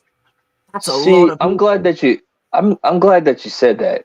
That's a lot of Marvel, a lot of different versions of the same character. Like we have Punisher and Thomas Jane's Punisher. There's so many. I think what Marvel should do is like it out. And shout out to Chris Gore on this one. Go check him out on Film Thread or whatever. Like they should start doing like time period pieces with the Marvel characters or whatever. Like the 1960s Fantastic Four, or like a 1940s Captain America like stuff, or maybe have like Wolverine versus like Hulk, just like one-off movies, and just take a break from like doing all take every pre-MCU character, lock them on one Earth, and do individual stories like Wolverine and Hulk from that Earth, and you've got Hugh Jackman versus Eric Bana. Like that, oh dude! Like one-off. Well, that's what I'm saying. It's like you just have. Please listen to me. I'm telling you, this will make you money. Fans will be happy when multiverse is said and done. Secret Wars is over. Kang's defeated. Time period pieces. Doctor Doom's involved. You can literally use this multiverse stuff. Lock everything pre-MCU on one Earth. The only character I think that would be awkward is Andrew Garfield's, because you've already got Toby. And Sony, yeah. So sorry, Andrew, I love you, bro, but Sony are probably going to still use you some way. But with Toby, Wesley, Hugh, Eric Bana, lock them on one Earth. Like, I don't need to list every character. Lock them on one Earth and tell individual stories from that Earth. Yeah, time period pieces, man. One-off movies and shit. You know, that would be great. Yeah. It would make money. On the note of like Iron Man, show up. I know they're coming back for Secret Wars, like Iron Man and Cap. That's inevitable. But like, they will. I really hope that they don't reboot the characters and recast them post. See, that's what I'm worried about. Is if they reboot the X-Men, they're gonna reboot. You just need the X-Men. You just need the X-Men. You don't like. I love. I mean, like, if we go with linear storytelling, then you can, like we said, you can get it to a point where the Avengers. Because we've already used the main Avengers lineup. We're on the tertiary like the secondary, tertiary characters now. The X-Men could replace the Avengers. And this is the thing: MCU casuals don't get this. I'm worried that they Iron Man won't do in that. comics are not A-tier characters. The A-tier characters are Hulk, Spider-Man, Wolverine. I and am extremely worried that if they wanted to do the comic accurate Civil War type of storyline, for instance, they would reboot every character. Oh god. Well, because my thing is this, like, with the exception, obviously with exception, but there'll be a soft reboot of every universe kind of thing. To me, and I already told Jacob this or whatever. Like if you're gonna reboot like Captain America and Iron Man, do it like 10 years later or whatever. Just give us a break or something. You know what I'm saying? Like, because sooner or later, you're gonna have to reboot. People are gonna be itching for an Iron Man movie. People are gonna be itching for a Captain America movie. People want an Iron Man 4. It's I'm just talking about post-Secret Wars. Yeah. No, that's what I'm saying. It's like, I think, like, sooner or later you need to recast Black Panther. You need to recast Captain America. You need to recast Iron Man or whatever. But the problem is the Marvel timeline. Like, it's the same thing with Crisis on Infinite Earths for DC. There's so many timelines and movies and brands within brands and Fox X-Men and Fan Four Stick and Daredevil and Elektra that are not connected, but they are connected, but they might be, but they might not. Then there's the Incredible Hulk. Then there's the Hulk. There's so much stuff that they'll soft reboot. Some actors from the MCU will definitely stick around that are within the story, but I really wouldn't be shocked if some characters are rebooted. Oh, I for sure agree that. And I worry that they're gonna do it to Iron Man and Cap. Like, yeah, I hope not. If it's post Secret Wars, like, don't get me wrong, it all comes down to what do you want to see as a fan. Obviously, I would love to see Iron Man and Mr. Fantastic in an actual Civil War comic accurate type of story. That would be great to see on screen. Maybe not. I know you won't like that as much, but like it would be great to see them, like that dynamic between Reed and Tony and all this stuff. Yes, it would be great to see. But at the same time, the story doesn't warrant it. We're in the movies, we're not in the comics. It's a different, it's a different thing. Match it up.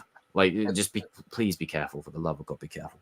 Who are you gonna find a good Iron Man just as Robert? But it's also a catch-22. They might be screwed either way because no one will be happy. Yeah, I mean, of course. I mean, but that's just my thing. When it comes to recasting in general, how many times have we said like, "Oh, I can't believe this person is playing Batman. Oh, I can't believe this person is playing Spider-Man," and then all of us end up liking that shit. Like, you know what I'm saying? Like, it's inevitable for Captain America and Iron Man and Black Panther. It's gonna happen regardless if you like it or not, whatever.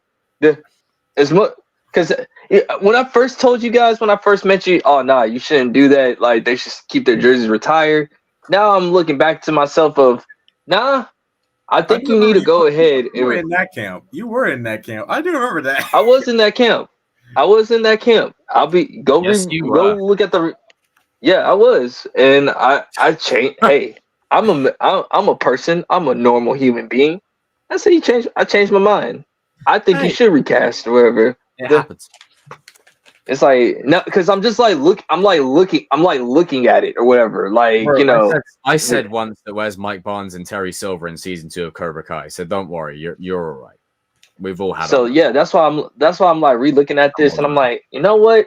My old self, he was stupid as hell by saying that. New self is saying like, if only we could right our wrongs and go back in time and wish we did things a little bit differently. Hindsight, just a little bit differently. But yeah, man, that's just how I feel. I think you down the line, not now or whatever, down the line, give it about 5 to 10 years, recast everybody, make new stories or whatever. Like, give some new people like a new Thor, a new Iron Man, a new Captain America or whatever, and we go from there or whatever. Because there's plenty of Avengers stories that haven't even been told on the big screen. We got years and years of comic books that you can pick from. Pick a storyline. So yeah, I mean, we're here. We'll see how it goes. Yeah. All we can do is play it by ear and just see how things go. Yeah. But for now, just let me know when Secret Wars is here. Just let me know when the X. Just let me know, like, unless it's Deadpool 3 or something. Just let me know when Secret Wars is here. Just get me to the main event. Oh, but it's setting this up and that up. I don't care. I'll see the payoff when I get there. Like, this is really ridiculous. I'll look for the post credit scenes. Like, like, just get me to the main event. Like, come on. I want to see me to the main event. Triple H. Instead, I'm getting Jack Swagger versus Hornswoggle. Like, what are we doing here? Like, instead of getting John Cena versus The Rock, I'm getting freaking Zack Ryder versus Fandango instead. Like, or Santino Marella against freaking Brodus Clay. Sorry, WWE fans, you'll know what I mean. But it was a good analogy. Good analogy. Yeah. So, okay. So this one. Okay. Boy, Okay, we're going to be very careful. We're going to preface this. We're going to preface the fuck out of this shit. Right, so we're not going to explicitly state what was said or what was done or not done. We're not going to cover any of that because that's not what this channel's about. Yeah. And that's not what any of us are about. And we want these streams to be lighthearted and fun. And I don't want to get cancelled in this mofo. So all we're going to do is talk about what will happen going forward with the role. Yeah. Danny, I'll let you open it up because I did kind of just steal a bit of your thunder, but it was just to make sure we were completely. Gotcha. It's your channel anyway. I'm just here to have fun. So with the whole entire Jonathan Major thing. Now, preface this shit. In the court of law, he was guilty. It is what it is. It's a sad thing and shit. You know, my personal opinion. No text messages, like, you know, hey, you know, you would probably still be here. But anyway, I digress. Yeah, I digress. And everything. I digress. We all have our thoughts and feelings on it, and let's just say, here we are. Now, like, with this whole entire situation, now since he's out of the picture of, like, as far as like should like they go ahead and just forget about the storyline and just not recast at all? Because that's what a lot of people are saying. Anyway, I think they're gonna recast. They'll just recast. No recast. No recast. No recast because I'm gonna be 100. Like, from what I've seen from Kane, he ain't shit. Like, that motherfucker get his ass kicked way too many times. The fact that he's killed by Ant-Man and then he's killed by Loki. Like, you're doing a disservice to the... Oh, but he's different from Thanos. No, but you're doing a disservice. You're making us... That motherfucker weak. He get his ass kicked. He's just there. He's just there to be... He's just there to die. That's literally it. No threat, not intimidating. And then the whole MODOK situation... I'm like, because despite how you feel about Majors and stuff like that, he is a great actor or whatever. I'm just saying, like, because this is gonna mess up their plans, but they'll probably figure something out. They can just pretend like this never happened. Because it's a multiversal character. They'll just say he did something to change his appearance across time and space, and then it'll be Ryan Gosling. Well, okay. Thank you very much for watching. Good night. What I think is happening, I think they're gonna make Kang into the Beyonder. I think that they're bringing the Beyonder into, and he's gonna be. Oh, you think they're gonna merge the two? Yeah, I think that the Beyonder is gonna be like the final boss in like Secret War. I don't think they're gonna do Doom. People that keep saying they're doing Doom, that's not happening. They're not gonna do. They're not doing it right away. They're not doing it right away. You got to do it right. You can't just bring in Doom. Like, you haven't even set up the Fantastic Four yet. Like, they're saving Doom. Like, give it some time. Like, Doctor Doom. Yeah. I get it that he'll take over. I get it that he's a part of Secret Wars. He's got Emperor Doom, but like people, he'll be involved. But you gotta save Doom. Don't be surprised if that Doctor Doom is the one from Fantastic Four. Like, I really wouldn't be. You never know. Because when the reboot inevitably happens, Doctor Doom is like a two-phase, three-phase villain. You gotta save Doom. Like, he will be around the same amount Thanos was, if not more. Doctor Doom is an ultimate level threat. Yeah. At least a three-phase villain. So right now, use Kang, use the Beyonder. You sorted it, Jermaine. Family. Use Kang, use the Beyonder, use the whole Secret Wars element. Have a version of Doctor Doom in there. I'd say have two versions. Have the Fan Four Stick one and have the one from the original Fantastic Four. Have the original Fantastic Four one, kill that one off. Like, bump him off. Like, I just say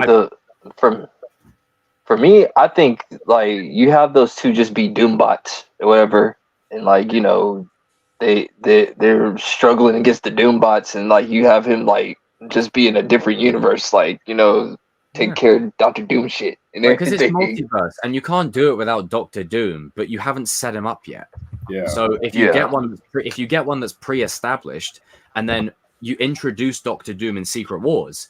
And then all the characters that survive the fallout from Secret Wars are like, oh my God, Doctor Doom, he's bad to the bone, he's this, he's that, whatever. When you then inevitably get the reboot part and then, oh, Victor Von Doom's moved to town, and then someone's like, hey, whoa, isn't that? And then it starts. You remember how we said the fallout from No Way Home could essentially be when Peter has a Norman Osborn in his universe that isn't the Green Goblin yet, what if he ends up creating him? Yeah. So what if in an effort to prevent Doctor Doom from becoming a thing, they create him? Yeah. Because I think that, you know, I like that better than Lisa, thank you for the £20 donation. Everyone raise a toast to Lisa in the comment section. Raise those pint emojis. You know how we do. Everyone actually, let's grab a... Where's my drink? There you go. Let's raise a toast. Thank you, Lisa. There you go. Look at that. Boom. It's just a business. No, but like I actually like your idea, Jacob, because people that want to rush into Doom did not read like the old comics. The Secret Wars run. The Beyonder is a big part of the whole Secret Wars run, especially in part 2. So like, I think that's what they're doing. I think they're going into the Beyonder, and that's what they should do. Save what you could do with Doom. You could have him be on the hero side of this part, but then when it gets after Secret Wars is over. You lay the groundwork for him in the future of Marvel to be the villain and go into the God Emperor. That could make for an emotional storyline. Yeah, that's what they should do. They shouldn't go basically a Lex Luthor type of storyline, friend then enemy. Because I actually like the idea of like, okay, Doom is on the hero side.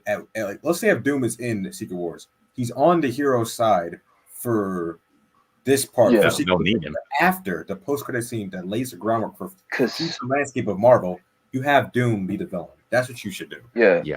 Because like what you said, that's what allegedly that's what Kane was supposed to do, was gonna be like on the hero side for that certain version or whatever, and then like he betrays them and he becomes the almighty Kang or whatever, and you know they'll still do that, just in a different way. Yeah, they're just doing it in a different way. I'm just saying, like, I just felt like we were wasting our time with Kane anyway. So, like, I mean, Kang was always he was always a fill-in villain. Like, he's cool, but the way that they use, I've said it before, and this is why I use Cyclops as an example. I know in the comics he's a twat, he's whatever. I know, but it's all about how you use the character.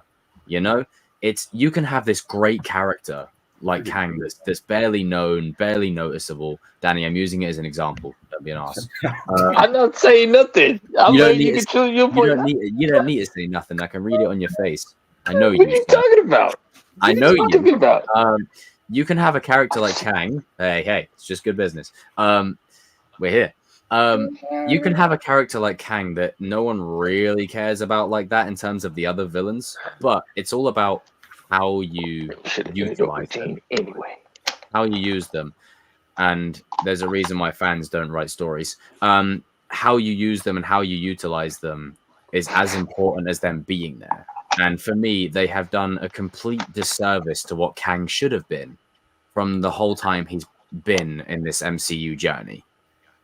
Started well, and then they screwed the pooch more than once. And now it just feels like he's there. And we always knew he was a fill-in villain until we got to Doom or Magneto or Apocalypse or freaking Galactus or whoever. But it just feels like now more than ever, he is like a literal stand-in. Yeah. And it's just like, well, we're wasting a phase with this guy. You can do 2 movies and skip the filler. Like we don't need to do this. It's like Because honestly, it's a problem for us people to accept what Phase 4 is, because we know where, when you actually read comics, we know where we could go. Just skip ahead. I think that's what Marvel was trying to do with Kang. They were trying to, because if you look at the first 3 phases with Thanos, he wasn't set up that much. He was just in the post-credit scene of the first Avengers, chilling like a villain, and then we didn't see him until Guardians, and then he was, and then like Age of Ultron. So I think what they were trying to do with Kang, they were trying to like build him up so much and just have him pop up in these projects. And then, but how you do it is as important as doing it. So, like, it's just the thing is, it's like, I know if it don't mean to cut you off, RJ, but like I'm just saying, like you said, how you do it, it's like, okay, you're supposed to be telling me that this dude is supposed to be the baddest man on the planet, like he conquers universes. And he getting his ass whooped by Ant-Man. Like, what's going on here? Like, like he killed Thor, but he ain't handling that man. Like, there's some. Yeah, you see, it's stuff like that gives me a problem. It's like, you killed Thor, you're an Avenger. Have I killed you before? But then you get killed by Ant-Man and MODOK and. Like, see, that's just all. That's all I was saying with the whole entire Kane thing. Because I was the person that was just looking into the thing, because this is what I was just not caring anymore. And I was like, okay, let me see this Kane guy. Let me see what he's gonna be doing. Oh damn. Sure. Okay, so yeah, I'm good. Like, speed this up. When's the X-Men getting here? Like, exactly. Like, just get to the main event. Like, I just can't be arsed. Like. It's because it's like, oh, everything's a phase. We got to stretch it out. It's like, just get to the main. Because the thing is, it's like what we said earlier. Like, I'm watching Guardians of the Galaxy 3 right now. It ain't connected to nothing. Like, like it ain't connected to no Kang. It ain't connected to no Avengers. It's just its own thing. Like, they could easily just. It's just like you could easily just like pretend Kang was not there. Like, hey, didn't we have another villain somewhere? Yeah, so yeah, maybe somewhere. Yeah, I actually like that theory. What? He says, "Are you the one with the hammer that he's referring to Cap when he went back in time to return the stones?" That could make for a good thing. That could be a good thing. Mm. I like then we have to see Steve Rogers die, and I'm not cool with that. And Professor X die again and again. Double 3, yeah. Double 3. It's going to happen again. Great. Here we go. Here we go again. Every single character is going to die in that movie. Oh my goodness, God! It's going to be funny, though. You can't lie. I mean, yeah, it'll be funny, but the way he did, because Ryan is going to have the time of his life. You know what will annoy me is if Ryan Reynolds is watching this stream right now and he's like, "Jacob, I'm going to give you the moment you always wanted: Cyclops leading the X-Men." Bow. I cannot wait for Deadpool 3. That's gonna be funny if Deadpool kills Cyclops first. You have a raging, like you are so dead set on Cyclops not getting his due. You really have a condition, sir. Like why is it got to be Cyclops? Why couldn't it be Toad? You have someone clip that, please. Like, oh my God, why can't it be Toad? Why can't it be Sabretooth? Why can't it be Storm? Why does it have to be Cyclops? Have a raging. I mean, that can happen, but let's just keep it a buck though. No one likes Cyclops though. Yeah, but this is why fans don't write stories, because if we just went based, right, hang on, hold on a minute. I need to make an example. Did anyone care about Captain America before the Russos made him popular? No. Exactly. You do that for Cyclops. Actually, yes. In the 1940s, they did care about him. No. Not in the same way they do now. It was never. I'm just saying, like you told me. It's not about the backstory and the comics and whatever. It's about who's writing. In the 1940s, yeah, they did care about him. But I was going it's true. On your side, actually, Jacob. I'm talking to you. I'm talking to this geezer. No, I know. We're just Jeez, stop trolling. You have a ring. Well, I wasn't going to finish that sentence, but you know what I mean. Yeah, I know what you're about to say. Like, I just want characters that are done well, and I want characters that are done justice. It's not mutually exclusive to Cyclops. If I said Storm, for instance, you'd be like, "Oh yeah, man, let's do it. Get my queen, yeah." But when I say Cyclops, it's like, "Oh yeah, let's kill that guy." Like, it just, like, you know, you know. Well, to be fair, this is the MCU. Like, they're gonna protect Storm because she's a So strong black queen. Okay, so the goalposts move now because, yeah. I'm not the one who made the rules. They got the black girl magic. It ain't my fault. Like, this is some double standard BS right here. This is ridiculous. I agree. They're gonna kill Cyclops first. They're gonna make the black girl magic. Emphasis on Cyclops being killed first. If it is, then fine. But what's the emphasis? There's like 20 X-Men. Why can't you kill Toad first? Who freaking likes Toad? I mean, they could kill Toad first, but they don't. But we know that's a. I mean, it's just more funnier when Cyclops dies. Nah, it's not funnier when Cyclops dies. It's funnier because it trolls me, and you can have more memes again. That's what it is. Let's keep it a buck here. How the hell are we talking? Forget Cyclops, for God's sake. I'm talking about the whole thing as a right. Let's forget about him.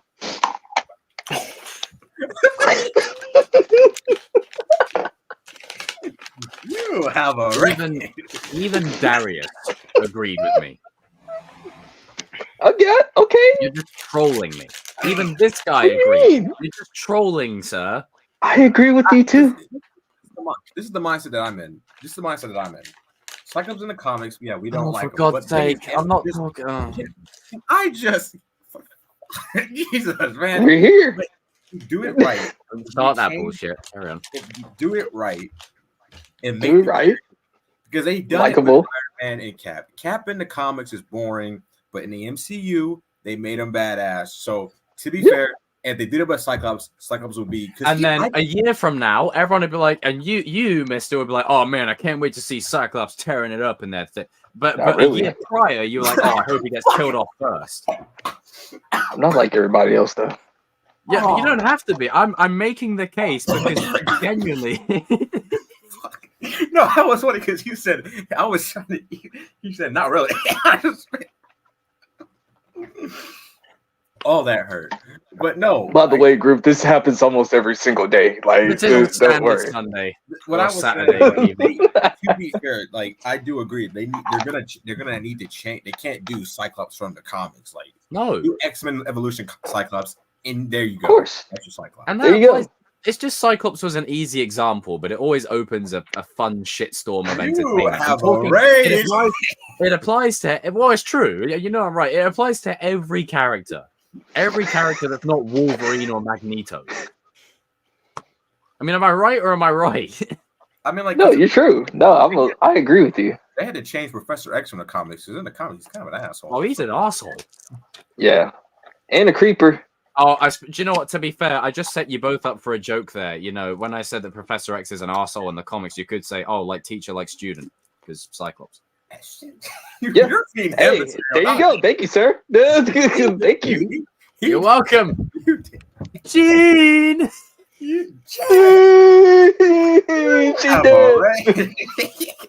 She dead, man. You have a rage. She dead, man. Like, that made that was funny. You have a range. Like, you just giggled. Oh Lord, that is so funny. But to be fair, it's not even with Cyclops, Danny. It's just the fact that you know what you're doing. Like Cyclops, James Norrington, Harry Osborn. You just bring up 07 just to trigger. Like you know. No. You know. Chat, I don't know what this man is talking about. Gaslighting. Oh, chat, I don't know what this man is talking about. He's like, I appreciate Cyclops for what he is. Yeah, he's a dick. He died like a bitch. But guess what? He's the leader of the X-Men. He's the leader of the X-Men, okay? He should get his due. He should be the leader and all that good stuff. And yes, he was cut from Wolverine. Yes, he was badly. Cringe. It's like the people making the film have a weird fantasy. You don't need to tell us your category of what you watch. If you know, you know. That's Bryan Singer. Jesus. And then RJ's like, yeah, man. She needs a man. Like, Jesus. Hey, I like Wolverine, man. That's my dude. God's sake. What, for, things are certain. Wolverine's like, just cool. Actors and a Cyclops kind of thing. What the? I mean, Wolverine is that dude. He's the. Hey, I'm not the one that he's the one doing. We're here. We're here. We're in the end. It's like Wolverine was just that dude, man. Like I'm sorry. It's who's writing him that way. It's cringe. In the comics, he's like that. He's a man. He's like that in the comic books. I'm talking about the stuff where he's like literally putting his hands on Cyclops, and Cyclops is standing there like a bitch. Like, no. He does that in the comics every time Wolverine. Does that in the comic books? No. Just because it's in the comics doesn't mean it needs to be on screen. You can change. It was on. It was in the '90s series too. I agree with that. It doesn't need to be. Like, I'm all for characters that have potential. It's the potential of his character, not the cuckoldery BS that they put on him for the last 20 years. I don't want to see that again. What I'm saying is like, what the Fox X-Men wanted to do, they just wanted to have those Cyclops and Wolf. They focused too much on the rivalry between the two. Like, that's the problem. With then they killed off the character like a bitch. Yes, that's my problem with Last Stand from the off. Like, I'm just saying, like, because it does kind of punk him in a way. Like, you know, it is Logan. Like, he don't take no bullshit.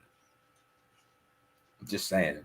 Even I'm gonna just put it this way. Even in the first episode of X-Men the animated series, he told Cyclops, "I do what I want to do." Cyclops has a backbone, though. That's the difference. But what we're saying is that, you know how Cyclops is the leader of the X-Men, right? I know what you're saying. I just don't. Hold on. I don't want them to do that again. Hold on. I agree. We agree. I'm just trolling the hell out of you, but I agree with you. He can't boss around Wolverine. He just can't do it. Just can't do it. Yeah, but at the Wolverine same even time, said it's where I question the people writing these movies about their intention, and instead of telling a good story, they're telling. I mean, dude, like, it's not just the movies. It's just been in the comic books. It's been in the animated series. It's just been like it's just been in the comics. It doesn't mean it needs to continue. I get it, but like, I'm just saying, like, the animated series. But I don't care about the comics here. It doesn't need to continue. It's a waste of a strong arc. There's a real meaningful character arc. I'm telling you, it's there.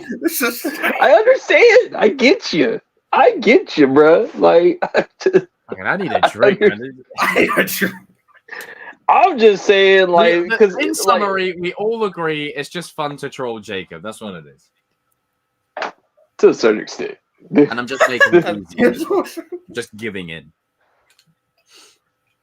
Don't feed the monkeys, Jacob. Don't feed the trolls. Don't feed the monkeys. Don't feed the trolls. I didn't do anything, but all right. It's what always happens. We always have one. It's a 50 cent thing. I'm just still laughing. What did I do? Well, it was going to happen regardless. If someone was going to get brought up, James Norrington or Harry Osborn, or one of them. You have a rage. Well, I couldn't finish that sentence. I'm trying to be a little bit more no such thing as bad teacher. Oh, no such thing as bad student. Always bad teacher. Okay, let's move on from Cyclops. Deck the halls with us of Harley. Next. So we were talking about. We're moving on from that. Effective immediately. We're moving on. We move along.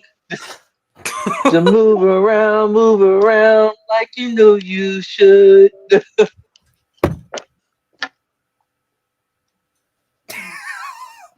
We move around. Jesus Christ. We need a supercut of the amount of rants that have been happened because of the word Cyclops. Just for banter. Gosh. Still a better cut than the Rebel Moon 4-hour cut. Anyhow, before we transition on to the final topic, and we've only been on here 2 hours. Damn, actually went by a lot quicker than I thought. But I think it's a very tricky situation with this whole thing because, again, everyone can have their feelings and their opinions on it, and we do have our feelings and opinions on it. I guess Cyclops will never get his oatmeal. Yep. Continue. We have our thoughts and feelings on it, but at the end of the day, it's show business, people, and it will carry on with or without people. That's just life. Yeah. And they've done it before with That's Terrence life. Howard. They've done it before with Edward Norton. Like, it's not like, you know, as great as Jonathan Majors is, and he's great. We've only seen him a little bit in bits and pieces, and Josh Brolin wasn't the one who originally played Thanos to begin with. So you can easily kind of work around it, you know? No one's going to really like it or agree with it, but we'll have to accept it. It's just, if they do have an overarching story, if they just kick Kang out the door, this whole phase was for nothing. Completely. I mean, it feels like that anyway, but this whole phase was for nothing. Yeah. It was for nothing. Wasted all my freaking money on this phase. I didn't. Yes, I'm being the entitled fan for once. I just watched Spider-Man Sometimes No in Way life, Home. you just gotta go yo ho da, da, da, da, da. I'm sorry. Fuck off. I wasn't gonna pay for any of that shit. Wow. Damn. What's the next topic? This is what happens whenever we mention Marvel. There you go. So Phase 4 can be summed up with this.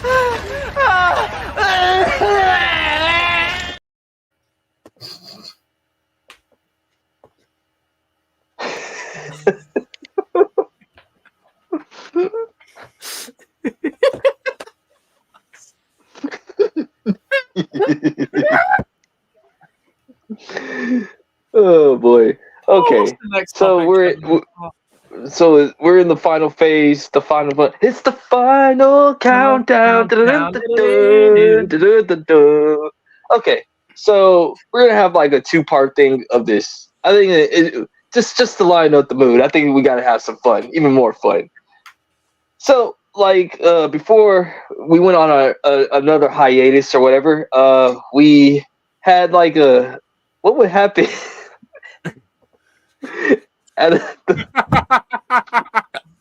We still haven't let it go for Terry Silver. I'm gonna pull a ticket. Terry Silver. Oh my god, you remember when I did that? So Terry Silver. Yeah. Terry Silver. If Terry Silver was to like go to his trial, like how do you think that will pan out, man? Like I think it will be one of the most funniest trials of all time because of freaking Johnny and Chosen and Mike Barnes being in there. You know that face expression that he made when the Sekai Taikai what's the word for him? People. Committee? What are they called? Managers, yeah, or whatever. Council. They were considering putting Daniel and Johnny in the tournament, and Terry's face was like that. Just imagine those face expressions, like Sopranos level random camera cuts of.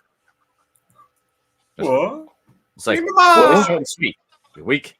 You're out of control. You're an embarrassment to yourself and this family. And your embarrassment to the family. Now, because my thing is this, because like I was freaking like I don't think because of this new thanks a lot Sony, this new Karate Kid universe or whatever, you know, we made a new universe out of nowhere. Thanks a lot. Terry Silver can still be alive at the end of this whole entire shindig.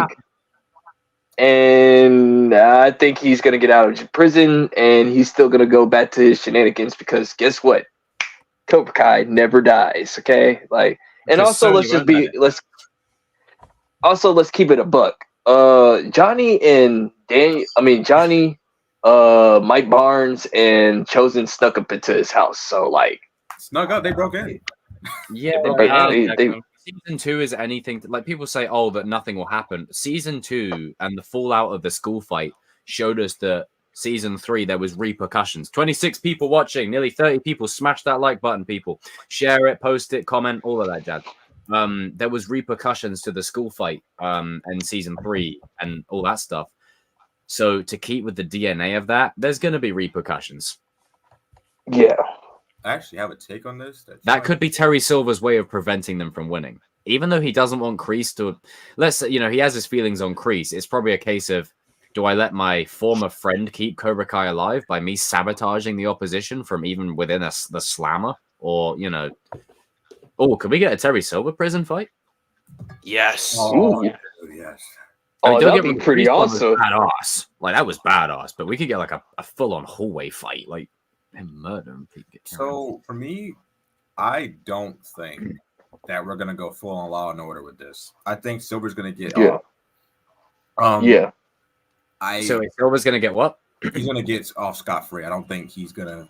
No. If you look at it from the real world perspective, keep him in jail. Like what was he arrested for? To be honest with you, like I guess Tori. What did he do with Tori? That's actually a good point. What in a court of law? What are you going to break it down to? What has he actually done versus what's been done to him? Because I feel like child abuse. They broke into my home. My home. So what? Okay, so like, what they'll probably get him on is like he probably has to do probation because they actually caught him saying that they were cheating with the for the tournament or whatever. But he'll probably probably won't serve serve any prison time because they broke into his house. Like, I don't want to sound dumb here, but can you actually get arrested for rigging a tournament? Yeah, you can actually go to federal prison. To be honest. Well, like how, like, because my thing is like how major.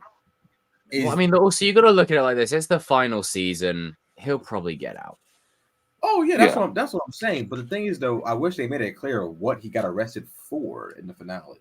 Like, yeah, they left it kind of open ended. Like, with that. But I don't. Really but I also don't like the idea of like, oh, Johnny, Chosen, and Mike going to jail. I don't think that's happening. They're not gonna put. No, they're not gonna do that. They're not gonna. I mean, in the real world, yeah, they'll get jail time, but like I just don't. Cobra Kai world, see the show doing that. Yeah. No, I'm gonna laugh when that officer sees Johnny again, saying Applebee's guy again. Like he's gonna be the belt. He's been arrested for assaulting Stingray, obstruction of justice, and that's right. Yeah. Witness tampering. No evidence, but Stingray admitted to it. So it's basically like no actual evidence per se, but facing a lot of charges. Because then he's not gonna get in trouble because like he's not gonna get in trouble with the whole entire Stingray thing. He's not gonna get in trouble with the Stingray thing, but he is gonna get in trouble with the Tory rigging the tournament thing because they caught him on camera saying that. Because didn't he get rid of the footage for beating up? Yeah, he did. Yeah, he got rid of it. So he got rid of the footage. Even Dimitri said he couldn't even bring it back up himself or whatever. This is just a theory, but I'll read it anyway. I don't normally like doing this, but just for context for the situation, I guess. Someone says here, my prediction for season 6 is that he'll get off scot-free. There's no proof of him burning down Mike's store, assaulting Johnny or Stingray. There's eyewitnesses, Kreese for Johnny's assault and Stingray for his own assault. But Kreese is an escaped convict, and Stingray isn't in a position to accuse Terry because he's already lied before. And wouldn't be able to get any good lawyers compared to what Terry can get. There is proof of the bribe to the ref in the All Valley, but that's not going to warrant much legal punishment, if any at all. Damn, whoever worded this, well done. His attempted murder of Chosen, Johnny, and Mike cannot be punished because the three of them were trespassing after breaking and entering, so Silver was legally allowed to defend himself. However, I don't think it changes much because even if he gets off, he's lost all of his students and his image is destroyed. Kim Da-eun will definitely reject teaching alongside him, but she would certainly teach alongside Kreese based on what we saw in the flashback and how she seemed disappointed when Terry told her. That's probably going to happen. I don't know how Kreese goes back to teaching, though, unless he's acquitted of his previous charges. Season 6 will have to start with a very unpredictable situation if there's going to be any sign of Kreese or Silver. Shout out to Helpful Dependent 37. That's a very well. That's a thought out right there. Where you go, man? Congratulations, bro. I couldn't even word it like that. Well done. Yeah. Sheesh. There's levels to this. I mean, see, we don't even know Cobra Kai like that. There's a dude that did a freaking paragraph. Step back and go, we don't know everything. Yeah, I think. Stay humble. I think that's the most. Kreese is definitely the most interesting. Like, what's his like? He's going into season 6, the final season. Like, what's gonna happen with Kreese? Like, Yeah, I the don't. hardest character. I don't buy that. I don't. Like, Yeah, the thing is, people have this idea that because they're both like evil and villain type, that they're going to work together. No, I think it would work better if there's villains that aren't working together. That like the heroes are basically getting villains coming at them from all sides. Like 1 minute you got Hector, then you got Kreese, then you got Kim Doom, then you got Silver. Like you've got all these people attacking them in different ways, and you can do that now. Why? Because you have Miguel and Robbie on the same page. You have Chosen, you have Johnny, you have Daniel, you have Mike. Like you've got all these people that can help share the load of all these attacks at once. Because up to this point, it's always been one enemy. Like I know that in season 5 you had Silver, Kim Doom, and the Fist, but they were all still one collective up till that point. There's always one collective. This time you've got 4 individual enemies for different reasons, different motivations. You can do a lot with that. Yeah. And then that way you got you'll need to balance it well because it's a lot of subplots. But if you've got 1 minute you're dealing with Terry Silver's BS, you just get off the back of that. Oh, Kreese is in town again. Oh, Hector might be nearby. Like, and then think about it. If you get towards like the Sekai Taikai, and you're like 3 episodes away, and everything's ready, everything's been plain sailing, all the characters are prepped, the tournament is just round the corner, they're all ready. Miguel's father shows up, Kreese shows up, Silver shows up, and then it's like, what do we do? they need to balance that. I agree with you on that because Like, they really need to think balance that- it. But if they do it well, that right there keeps everyone hooked. Like if you've got all that happening at once, you're gonna be like, how in the blazes are the heroes gonna win? I think the primary story though is going to be between Johnny and Kreese. Like, and it's only fair to because their relationship. It's Johnny's show as well. It's Johnny's show mostly. It'll be very season 1, 2-ish in terms of that. As much as I love Silver, Kreese is the original villain. He's had his shine. He'll still be shining, but Kreese is. Come on, wait this week, that prison fight, like it's Kreese's bad. Like, what you gonna say, Gian? I think Kreese is the hardest character to predict for season 6 because there's so much. They can do. I don't know where they're gonna go with him. It's gonna be your last chance, Johnny. Is he gonna be on the run like the entire season? Like, because like he broke out the jail technically. Yeah, and like I don't know where he'd be hiding. I wouldn't be surprised. You know what's probably going to happen? We're probably going to see Kreese at the end of episode 1. Like he's going to be hopping on the plane with Sensei Kim or whatever. Yeah, you won't see that's him what for you the see. first episode or even the first 2. To be fair, yeah, they might do that, but you won't. They'll keep him out because you gotta remember Cobra Kai's You gotta remember Cobra Kai's pattern. There's always like a character that pops up. Like maybe like if it ain't episode 1, they're gonna pop up in episode 2. I mean, it's like I don't know. I don't think I'm gonna be honest with you. I don't even think they're gonna kill off Kreese because of this new universe. To be honest, I know people have said, oh, they'll still continue their intention and whatever, but now with this Sony thing, like, and people like, oh, you know, it's set in like someone said that it's set in a different universe with Daniel and Mr. Han. That's stupid. Like right off the back of Cobra Kai, that makes no sense. It's gonna be Daniel from Cobra Kai and Karate Kid. It's gonna be the same thing. Like just so that basically means you have to accept it. Ray Parker in season 6 probably because who knew people could kick that high or that hard? It just makes sense now. And with Sony wanting to continue the universe, nothing's off the table anymore. I still think we'll get a fulfilling conclusion, but nothing's off the table anymore. For me, like, not anymore. So, like, if Kreese doesn't die, or like if I don't think he has to die. For one, to end his character, he could go off on the sunset and just live on a beach alone. But like, I feel like okay, what else do you do? Like, what else do you do with Kreese like after this season? What if because then you want to drive, but now you've got Chosen involved. Take him to Okinawa. I guess. I mean, I don't know. I mean, it'd be different. Personally, I don't see a world where Kreese ends the show. You want to know why you feel that way? It's because the ending of season 5, where it's like I've gone out my way. It's basically like he's basically that's a death omen. Like any show, any movie that has a scene like that is basically telling you if Frank Sinatra's playing and everything. This is it. Like this is his final. That bit right there is his final stand. like this is his last dance. Like, you know what? Yeah, and he's a soldier, same as Silver. Like, give him a soldier's exit, you know. Like, I think I would you say don't do it I would have cheap. said like, yeah, he can die. Right. He's probably gonna die, but now I'm like, nah, I don't know anymore. You don't Like, kill him cheaply. You don't do it carelessly. You do it with tact, with grace. Like, you do it, you earn it. But at the same time, it would carry so much emotional weight if he was to go. He can't let the war go. You know, Johnny's his son. And I saw a thing the other day. You know that thing I put on my story of Johnny, Kreese, and Robbie with like the blood and the fighting and the whatever. We could get a scene of the three of them fighting together before he goes. I would like that. That would be nice. Like, that would be his final hurrah before he goes and dies. You know, inevitably, that's his exit. Finally getting his wish. You get young Kreese. Yeah, it's bittersweet. Like he's working with his sons.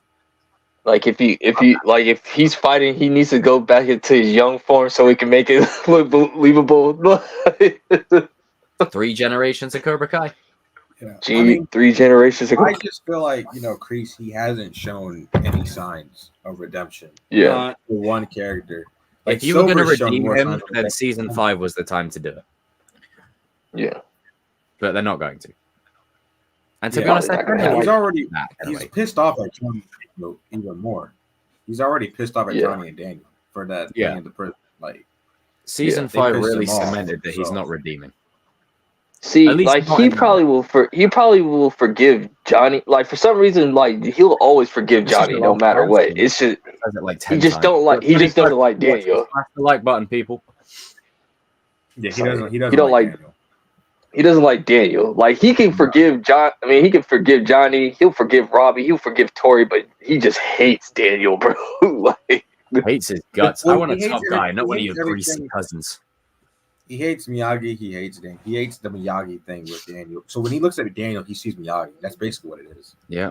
yeah. Oh my gosh. What the hell? All right, I guess. What did he say? What a What the hell?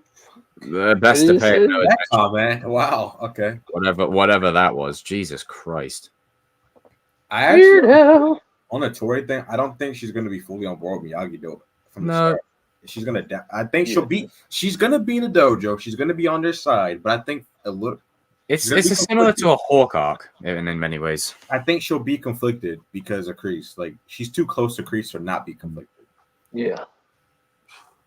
Do you see Tori going with Kreese to Korea? No, never mind, because then she'll have to leave her brother. I don't think that's happening. No. Yeah.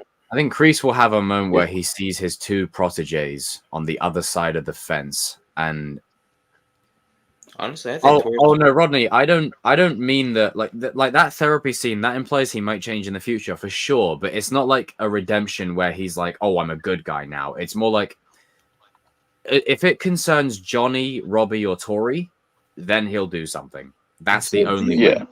I'm not trying to like this. To be fair, that therapy scene, he kind of was like he was trying. Honest bullshit. He was bullshit. Yeah, but I don't think he was lying though. Like he was lying, but he wasn't. You know. Yeah, that's what I mean. Like That's why it's so good. He was trying so hard to get out of there, and the therapist calls bullshit. Yeah. Like, all right. Yeah. But the callback Because like then they start. Then he just started to see all the people that he cared about, like in front of him. I mean, to call back what Danny was talking about Tori and Kreese, I think Tori's gonna have like a hard time trusting Kreese. For sure. For how basically Kreese used her in season 5. Yeah. Oh, yeah. But you know how Kreese is Absolutely. gonna do it. He's gonna say something, and she's gonna be like, "Okay, maybe he's right." But Remember your mother, girl. Remember, like Yeah, you, and, like, you this have is the thing. Having a scene where I would love for it to be Daniel and get a Daniel Tori scene. That could be cool, like the same way Daniel did it for Mr. Miyagi. He does it for Tori. But I think it's not that Kreese can do it too. Needs to die, but maybe actually no. Kreese It's can not do it. Daniel. What if Kreese is the one that has the talk with her? Yeah, About the mum. because pass? he I think can the be mum he will can pass. relate The he can mum- relate her The to. mum's got to go. Yeah. Like I just, in the nicest way possible, her mum's got to go. Like for an emotional storyline, she's got to go. Like you got I to pay that actually off. don't think the mom is gonna go. I think the mom is It would just serve so much emotional weight. no. It would, but I just think it would. But if we saw the mom. I think the mom's just a plot device. Unless she does it like she does well in the tournament, gets the money, and then looks after her mom and stuff like that. Like, I mean, she doesn't have to die, but I think the reason why I don't think she's gonna die is because to me she's a plot device to further show you further like implement like, okay, Tori has a hard life. Like if we would have saw the mom, like if we saw scenes with Tori and the mom, I would probably agree with you. I love that scene in season 5 where Sam finally got a bit of nuance and perspective. Yeah. It's needed. What the? Well, it was needed. Like, she was annoying me. Like, Jesus, like, for God's sake. Like, not everyone grew up in a lavish house with a swimming pool. Like, come on. Well, she knows that. Well, no, no. I mean, Miguel didn't. I mean, she knows how Miguel and Robbie's lifestyle. She knows that. Yeah, she doesn't understand it, though. Well, no one's ever going to understand. That's like saying, I can't say that. Hang on. No one's going to ever understand it. Like, yeah, but I'm just saying. Yeah.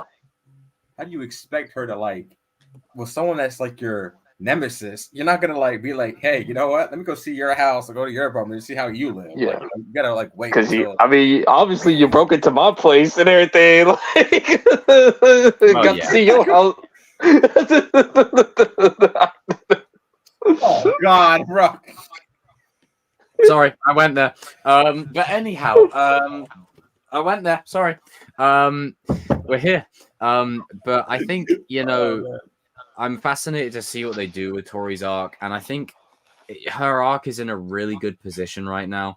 Yeah. And she's not a one-dimensional cartoon villain anymore. She's actually a very complex character, and she was a standout in season 5 by a country mile. Yes, she was. Mm-hmm. Yeah, I mean, I will say this. Miguel and Kenny will probably have some scenes, sure, but I don't think Kenny is not gonna not be Robbie's protege. That's not how that works. Like, I think they're gonna give Miguel Anthony. Yeah, like I think Robbie and Anthony had their moments and stuff, but I think Kenny and Robbie, you gotta just 1 second, boys. You gotta keep that. You gotta keep that. You gotta keep Kenny and Robbie, man. Come on. You gotta keep that. Yeah. It's crucial to Robbie's arc, and it's crucial to Kenny.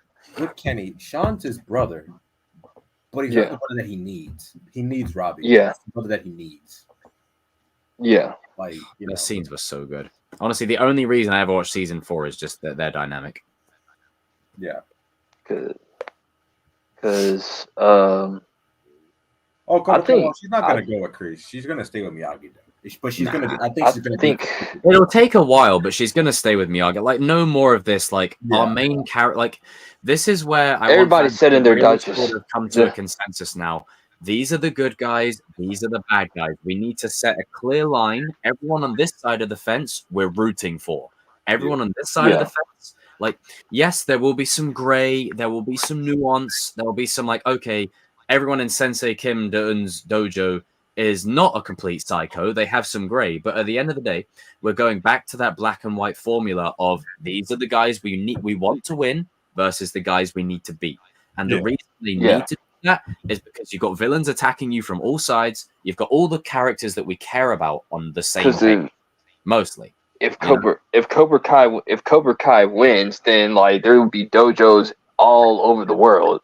Forget the valley, the world, and everything. It's like that shot in season 5 of the 6 main kids. Like, you've got them all on the same page now. Like all the tournaments in the show. So it'll just take Tori a hot minute to join, and same with Kenny. Like Tori and Kenny, it will take them a minute. I just thought of this now, but what do you guys think is going to be the mid-season fight for this season 6? I just thought for me. I think it's gonna involve the adults. Because the only reason why I say that because I don't know who the kids would fight. I mean, I guess they could fight Sensei Kim students, but I don't know. Could they do that Kreese and Silver fight that you boys talked about? They could, like the flashback. They could, but like I think Kreese is gonna be in Korea by the time, or whatever. Yeah, because this is the problem that you run into. You can't leave anything open-ended because it's the final season. You've got to round every character arc off, but at the same time, you've got so many villains and so many arcs to tie up. Do you prolong it and leave Silver's arc to fight? Like, let's say Silver and Kreese have a fight in the season. Do you leave it all the way to the end where you've got all these other fights happening and convolute it like a Sony Spider-Man project, or do you spread it out a little bit? Yeah. I mean, you could, or you could, company. Or you could just make it to where like no, they don't. Not true. Like who's Sensei Kim's grandfather or whatever, like Kim Sung-young. Kim Sung-young or whatever. You can make it to where Kim Sung-young is still alive or whatever. He's gonna be over 100 something years old, but like he will probably want Terry Silver and Kreese to all be on the same page. Yeah. Because Sensei Kim, like they need to give her a bit of grade because right now she's a psychopath. I actually hope they don't. I wouldn't mind. She needs to be 100% evil. Just one scene from a motivation standpoint of her grandfather passing away, while she's young. Something like that. Something simple that feeds into her motivation. Yeah. Okay. Like that for sure. I agree. Yeah, for sure. She's still the bad guy. Like I'm not like we're not giving her any benefit of the doubt. She got a teenager to punch a freaking block until her hands bled. And then she literally stood on her arm. This woman is a psycho. You know, actually, I take it back. Don't give her any nuance at all. Bring Julie Pierce into the show and let her kick her ass. Can we please get the fight? Yo, I just thought of this. Beating up children, you crazy person. Yo, I just literally thought about this not too long ago. What if Julie is like Johnny and Chosen and Mike Barnes' lawyer, bro? That would be funny, bro. Like. Honestly, that's a good shout. That's a good shout. Why not? Imagine if like the plot. I don't think they'll do this because I'm not gonna lie, none of us would be happy about it. But I think in an alternate timeline, it'd be kind of funny. Terry Silver's like rigged his way out the courts, and then Julie Pierce just shows up, and then she gets him sentenced for life. Yeah, it's like Daniel, Julie. I'm glad that you're my lawyer and everything. Like it legitimately does need to happen. But, I need to see Julie Pierce taking on Sensei Kimdo. And Daniel will probably be like, I know someone. And then calls Julie. Yeah. And it's like, yo, what's up, Daniel? Uh-huh. Yeah, of course I could come. Yeah, I'll protect you guys. I'll protect you anyway. Miyagi sticks together all the time. Thank you. Like there you go. That's how you introduce her, just like that. Like yeah, it would be great. Like I would like to see that. I think that would be pretty awesome. But dude, the banter between Julie and Johnny will be hilarious, bro. It would be. And I think Julie knows how to fight blind. Could you imagine her teaching that to Sam, Tori, and Devin? Yes. That my god, would be bad. The girls will be OP, bro. And I really want Mike to still be involved in season 6. I want him to take like Kenny and Robbie and Hawk. Take the bruises. Take Hawk mainly, I would say. Mainly take Hawk. Hawk and Kenny. Take those two. Let Miguel and Robbie spend time with you. Because the thing is like the big three said that they like Julie. I think they're trying to. I think Hilary Swank is on the project, but like she just can't say anything or whatever. Like with this whole like Sony thing, they've just probably had an influx of Sony money. Because if you got Jackie Chan involved now, you like Cobra Kai, its budget is now going to skyrocket. Because Hilary Swank, like she's an Oscar award. Oh my god, does that mean? Could you imagine a scene? How surreal would this be? I know we have our thoughts on it, but it's the reality of the situation. Let's just try and look for the positives. Could you imagine a scene where we've got Daniel, Chosen, Mike, Julie, Johnny, Mr. Han. And Han, like Mr. Han, all in the same. That'd be cool. Oh, it would be pretty cool. Awesome, that would be sick. That would be really cool to see. Yeah. Or if it's the Sekai Taikai, I would bring back Master Lee. Like if they're gonna do it right and just let's have fun with it. Bring back Master Lee, the one that had the dojo with Chung and the other guys. Have him involved somewhere. Oh, the one that got some problem with Jackie Chan's character, or whatever. Like maybe, maybe not working with the enemy necessarily, but maybe him and Mr. Han patch things up. Maybe they run the dojo together. Maybe. Oh, idea! Ding, ding, ding, ding. Master Lee and Mr. Han, they already. You know how Daniel and Johnny came together and merged their styles? What if they have a conversation with Master Lee and Mr. Han? They've already merged their styles together. And it's like basically like talking to a future version of themselves where it's like, hey, if we can do it, you can do it. Yeah. Yeah, man. Like that's how you can. They're gonna shoehorn so much stuff in there. You may as well make it good. So you never know. That is on the table. Like it's not necessary, but with things not being off the table anymore, like I want some things in there to still be earned in some kind of way. Shoehorned, but earned. Definitely shoehorned. But I think, we're in a position where this season is going to be a lot of fun. And I think we're in for a good ride. I trust the big three, regardless of what Sony do and Sony interfering and whatever else. There will be things in there that we need to prepare ourselves for that. That's going to happen because they've shoehorned so much into the universe already. But there's a lot to look forward to.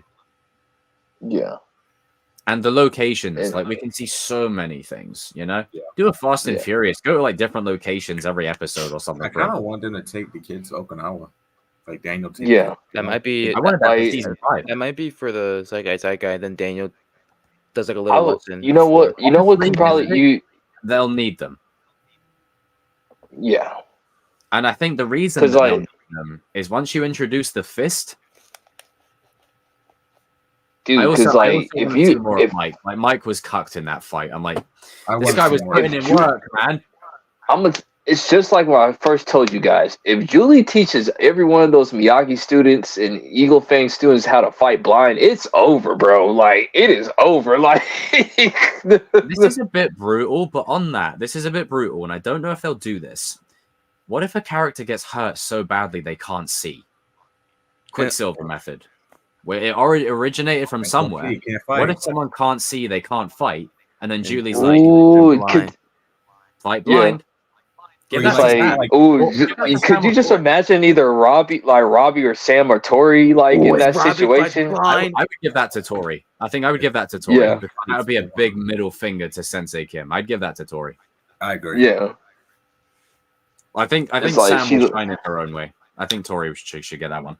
It's like, cause I could see where Tori weaken, like you were saying, how they weaken the tough students from each dojo.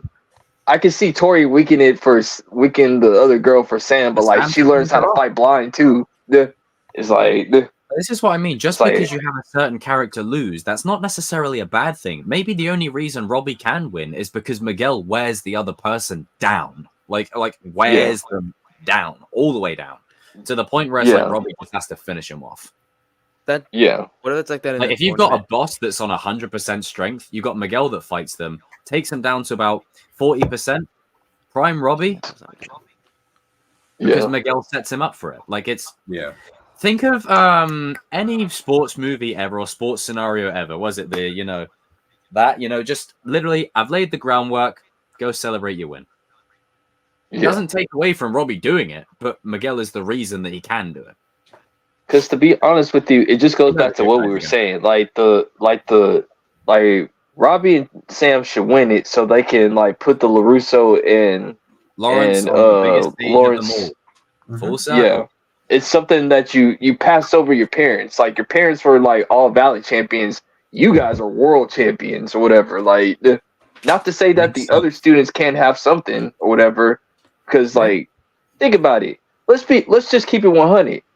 When we watch Cobra Kai or whatever, usually with these type of shows, it's usually the legacy kids get their stuff first, and then the new characters get their stuff. They actually did the opposite.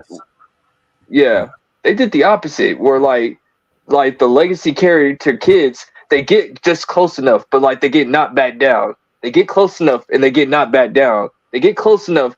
They get maybe one good win here or one good win there, but life knocks them back down or whatever. So I'm thinking because it's in season 4, they were supposed to win. Both of them were supposed.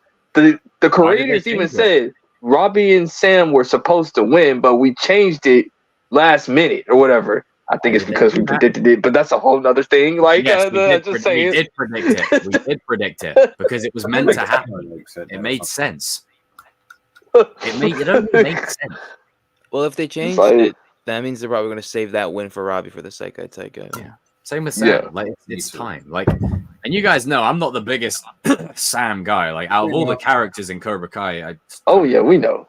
She's all right. But in terms of other characters, there's other characters I prefer. Like it's just how it is. It's just my opinion. Like I'll take Tori all day, any day over. Just my opinion. That's fine. Fair enough. Just from a character standpoint, I just fair. Right. Luke, what's up, dude? So I think when I'm saying that, just give the girl her flowers. It's time, and it makes for a very heartwarming scene between Daniel and Sam, where it's like, hey, and can we give this is for Daniel as well? Like Daniel having his Miyagi-Do apprentices win on the grandest stage in the world. There's no better way to honor the Miyagi-Do legacy. His descendant and his best student. Yeah. And also Johnny's son. Look, you bring everything full circle. It's right there. Sam gives the money to Tori. Like that's Tori still wins. Genuinely, it's not me saying it because hey, you're a Robbie fanboy. It's like no, Robbie's Daniel's main student. He's Johnny's son. It wraps up their arc completely. Robbie is the glue between Johnny and Daniel. Yeah. Miguel only became the glue in season 4 onwards. Yeah. And Miguel will have much bigger fish to fry. Forget a tournament. He's got a crazy psychopathic father out there with a gun. Like he's got bigger fish to fry. You give you give Miguel the street fight against his dad. That's what you do. He gonna have that return. Yeah, because I think Miguel, Hawk, Tori, like Dimitri, like they got other bigger things to fry. Like Robbie Lawrence Diaz. Yeah. So I was gonna tell you this. So like just to end it off right here, like this is the final subject on the list or whatever. Since there's 10 episodes, like they reported that it's gonna it's the 10 episodes or whatever. I promised you in this. Like I really did. Like I promised you in this. I missed that part of the end. I didn't actually see. Yeah. All right, carry on. Yeah, the last 2 episodes, they just reported it yesterday or whatever that they're supposedly going to be 2 hours or whatever. Good. You got the last 2 episodes. Did Hayden say this? Or? Yeah, Hayden said this. So basically, we're not going to get a Karate Kid movie from the Cobra Kai characters, but we're going to get a Karate Kid movie from the Cobra Kai characters. We're going to be eating good. I like that. Yeah, Hayden said this. So that means like if this is like 1 hour each, that means like if we're getting like a 1 hour with the tournament, that'll be good, bro. That means you get to see pretty much almost every single fight or whatever. Yeah. Yeah, Hayden said the first 8 episodes are 30 minutes and the last 2 episodes are over 2 hours. Lots of different possibilities. He probably means like the number 9 is probably like an hour, maybe like an hour. And then like the last episode is probably like I don't think both of those episodes are like he's probably mean like total like. Oh, in my head, I was thinking each 9 and 10 are 2 hours. That's how I thought of it. No. He was doing like 1 hour each or whatever. It could mean that both episodes are over 2 hours, but maybe he meant like pull up what he said on Twitter. Did he say it on Twitter? Yeah, it's on Twitter. Because if they see, this is the thing. If they're really trying to get this out and by like December 2024, like, I don't know, man. Like maybe like the first 8 episodes drop in 2024, and like I don't know, man. Because I think they might. I think because allegedly it was supposed to be 15 episodes, and since that might have scrapped because of scoopers and leakers or whatever. They probably said thought differently. Like they probably thought like maybe we don't need it. Yeah, that's what I'm just saying. It's like okay, we're just gonna put those last 4 or 5 episodes into maybe into one or whatever. Jacob has when he gets back accept the sharing screen thing, but I have it. Yeah. I mean, but yeah, that's me and Gina talked about this.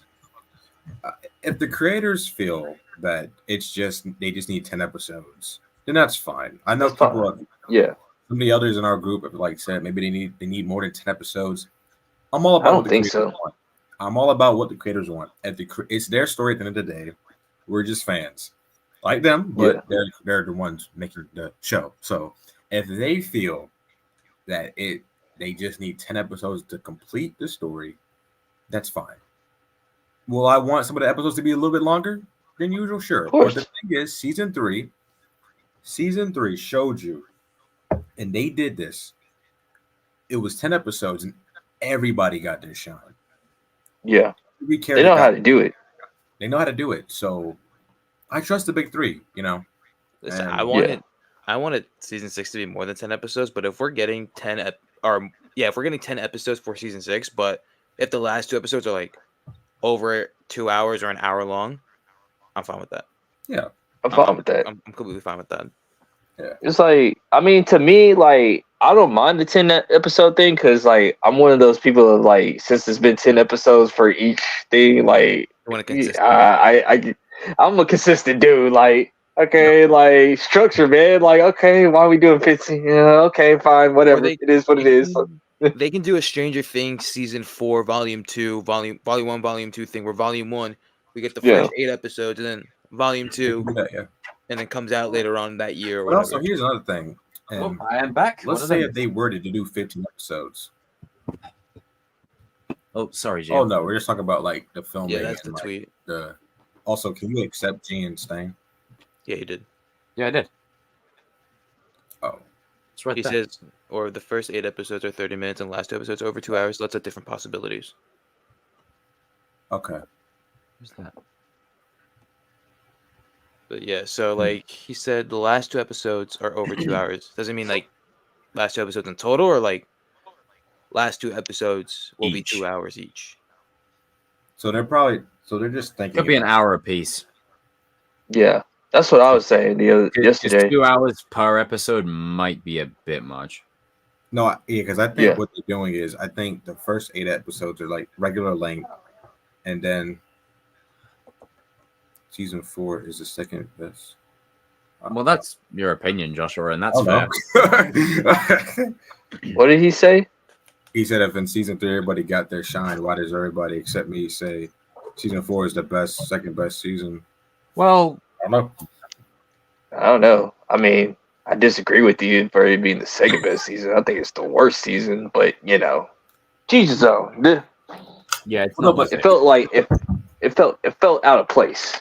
No, the thing is, like, what I think was gonna happen is I think the first 8 episodes are gonna be regular Cobra Kai length, and the last 2 are probably maybe like an hour and 30, an hour. Yeah, 45, who knows? So. Yeah, like the Sekai Taikai is probably gonna be like it's probably just gonna be the prelims and the semifinals, and then like the last episode is gonna be like the finals. Or they can do like the aftermath. If you remember in Stranger Things season 4, this is like the perfect way to do it. That's why I keep bringing it up, like perfect way to like explain it. Yeah, no, like, if it's you know. Like the last I think episode, what was it? How many episodes was in season 4 of Stranger Things? Like 8. I think episode 7 was like an hour 30, and then episode 7 was an hour 30. Episode 8 was like over 2 hours long.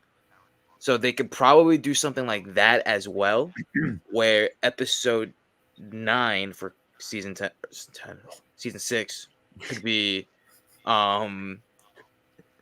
like an hour 30, and then episode 10 could be like the full movie length, wrapping up everyone's story. That's where you probably bring Hector in. That's where Miguel can get his shine and all that stuff. Yeah, let him know.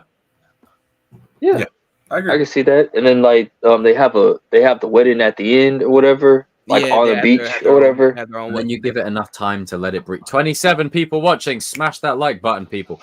And then you give it enough time to let it breathe. Yeah. So do you think? Let me ask you this question. Do you think that they played the best around? Yes. Like when Robbie is about to like get the game-winning point or whatever, like that's when they. Please do. I was thinking they're gonna play the best around during the why do you say that word again? Promo. Preliminaries. So we've got a full montage. Just imagine that word that Danny said.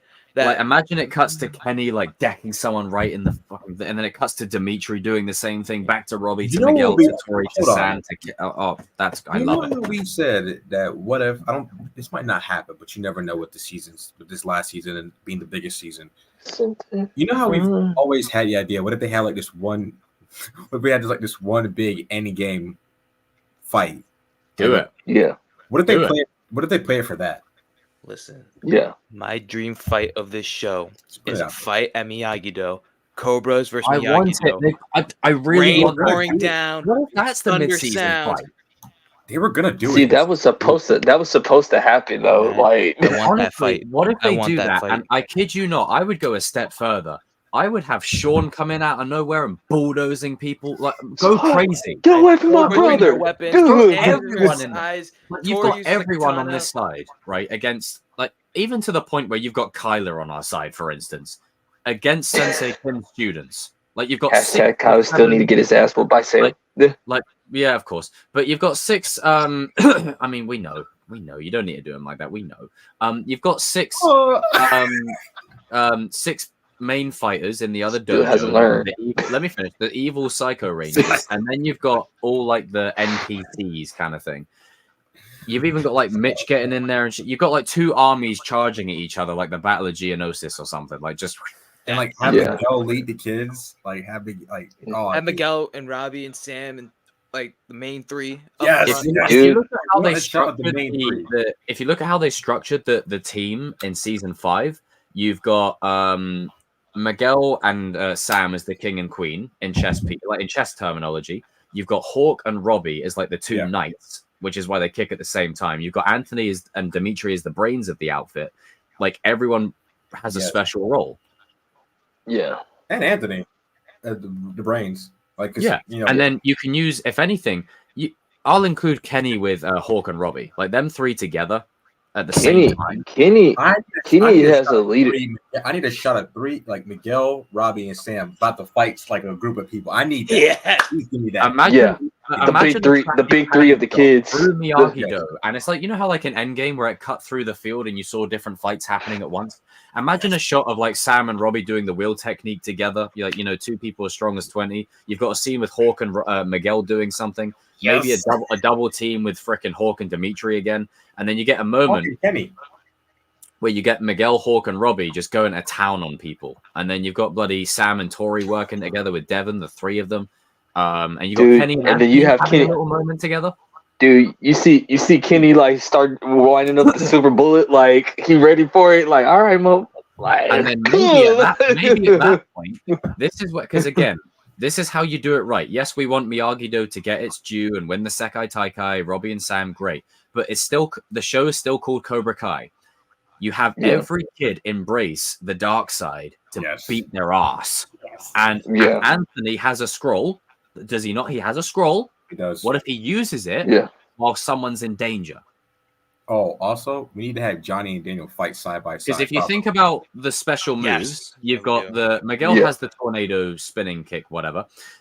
Sam's got her move, which is very similar to that one. I got those 2 confused. Robbie has the one leg, like the one arm, like 2-legged kick. You've got Hawk that has his little signature spin and kick maneuver. You've got Kenny that has the silver bullet. You've got Anthony that has the scroll. You've got all these characters that have got an individual move. Do it one by one. I need Johnny and Daniel side by side. That's probably the one we're gonna go crazy for the most. Them's properly. Like Sensei Kim's like main student in that dojo needs to be stronger than Miguel and Robbie, both of them. And I want a scene where, in Johnny and Daniel in season 3 when they're in the chop shop and they kick that guy at the same time. Imagine a 2-legged kick, kicking the guy straight into Miguel, coming in, and then bang, right in the air. Dude, I think this also double team and Iron Man. I think this needs to happen. Like, these are some of the fights that I want to see. Like, some team together. See, like, first I do want to see John. I do want how absurd it is. Do it all. It's the final season. Go all in. I think Daniel and Sam deserve a fight scene together. It's been overdue, bro. It's been overdue, bro. Like the scene with Johnny and Robbie in season 5. We need one of Sam and Daniel. Yeah, we do. Come on, please. We do. Yeah, it's like, oh, and also one more scene. You got Daniel, you got Chosen, and you got Julie, the 3 Miyagi-Do students, like doing a fight together too, bro. Like, I need to see more Mike Barnes. I need to see more Mike as well in there. Like I do, like more Mike and Johnny together. Imagine Mike. He takes Kenny and Hawk under his wing, and they fight. All 3 of them. Yeah. You should. Wait, and also, look, it's an an international tournament. Like, if anyone knows international tournaments, it's the international bad boy. Yeah. I also needed Miguel. Wouldn't that be fun? Wouldn't that be funny if like Sean actually like helps them with the dojo out too? Like he just is the muscle. Like and you then, know, and then Kyler's like, "Oh, I've redeemed Rhea. I'm on the good side." And then Sean just stares him down and says, "Shut your punk ass up." And then Kyler and Mitch are best friends. Listen, I know that Miyagi-Do fight was like supposed to happen. I want that to happen still. I think they've saved it for the right time. And I think there's no better way than, especially just before the Sekai Taikai, Sensei Kim saying, "All right, we're going to order 66, you bitches. We're coming to your dojo and we're taking you down." Like, you know, happens after the tournament, after they win. And that's what I think. Bro, I think it's going to happen. Dude. We're at such a it's gonna be like never. It's gonna be like never back down, bro. It's like they salty about the loss, bro, and then like they say, "No, we're gonna take this outside. Let's go outside then." Like they're gonna have the big after the tournament. This should happen after the tournament. So we're at a point. I think that's what we see. Episode 10 and episode 9 will be the tournament. Where the characters are in such a state, right? And I'm expecting videos of this tomorrow all over the platform. We said it first. The characters are in such a point where if, let's say, Sensei Kim's students attack them at Miyagi-Do, at the dojo, they're not going to go, "Oh my god, I didn't expect this." They're going to go, "We've been waiting for you." Yeah. Because, like, the amount of attacks and house break-ins and school fights, they're probably all going to be like, "Yeah, we saw this coming a mile off." Like, imagine the scene. Yeah. They open the dojo doors and they're like, "We're going to sneak up on them." And then you've got, like, the 6 main students and they're, like, NPCs. And you've got Hawk, Robbie, and Miguel, everyone just cornering them in. What if it's a reverse of the protect the egg, but this time they're in. And now the eagle attacks. Tried attacking us. We're not letting you leave. Yeah. Eagle attacks. Like that's the only way. Especially after a tournament, like these Sensei Kim students are gonna think they're hot shit, whatever else. It's like, hey, we know about no mercy. They form a circle, they leave them in the middle, and they don't let them leave.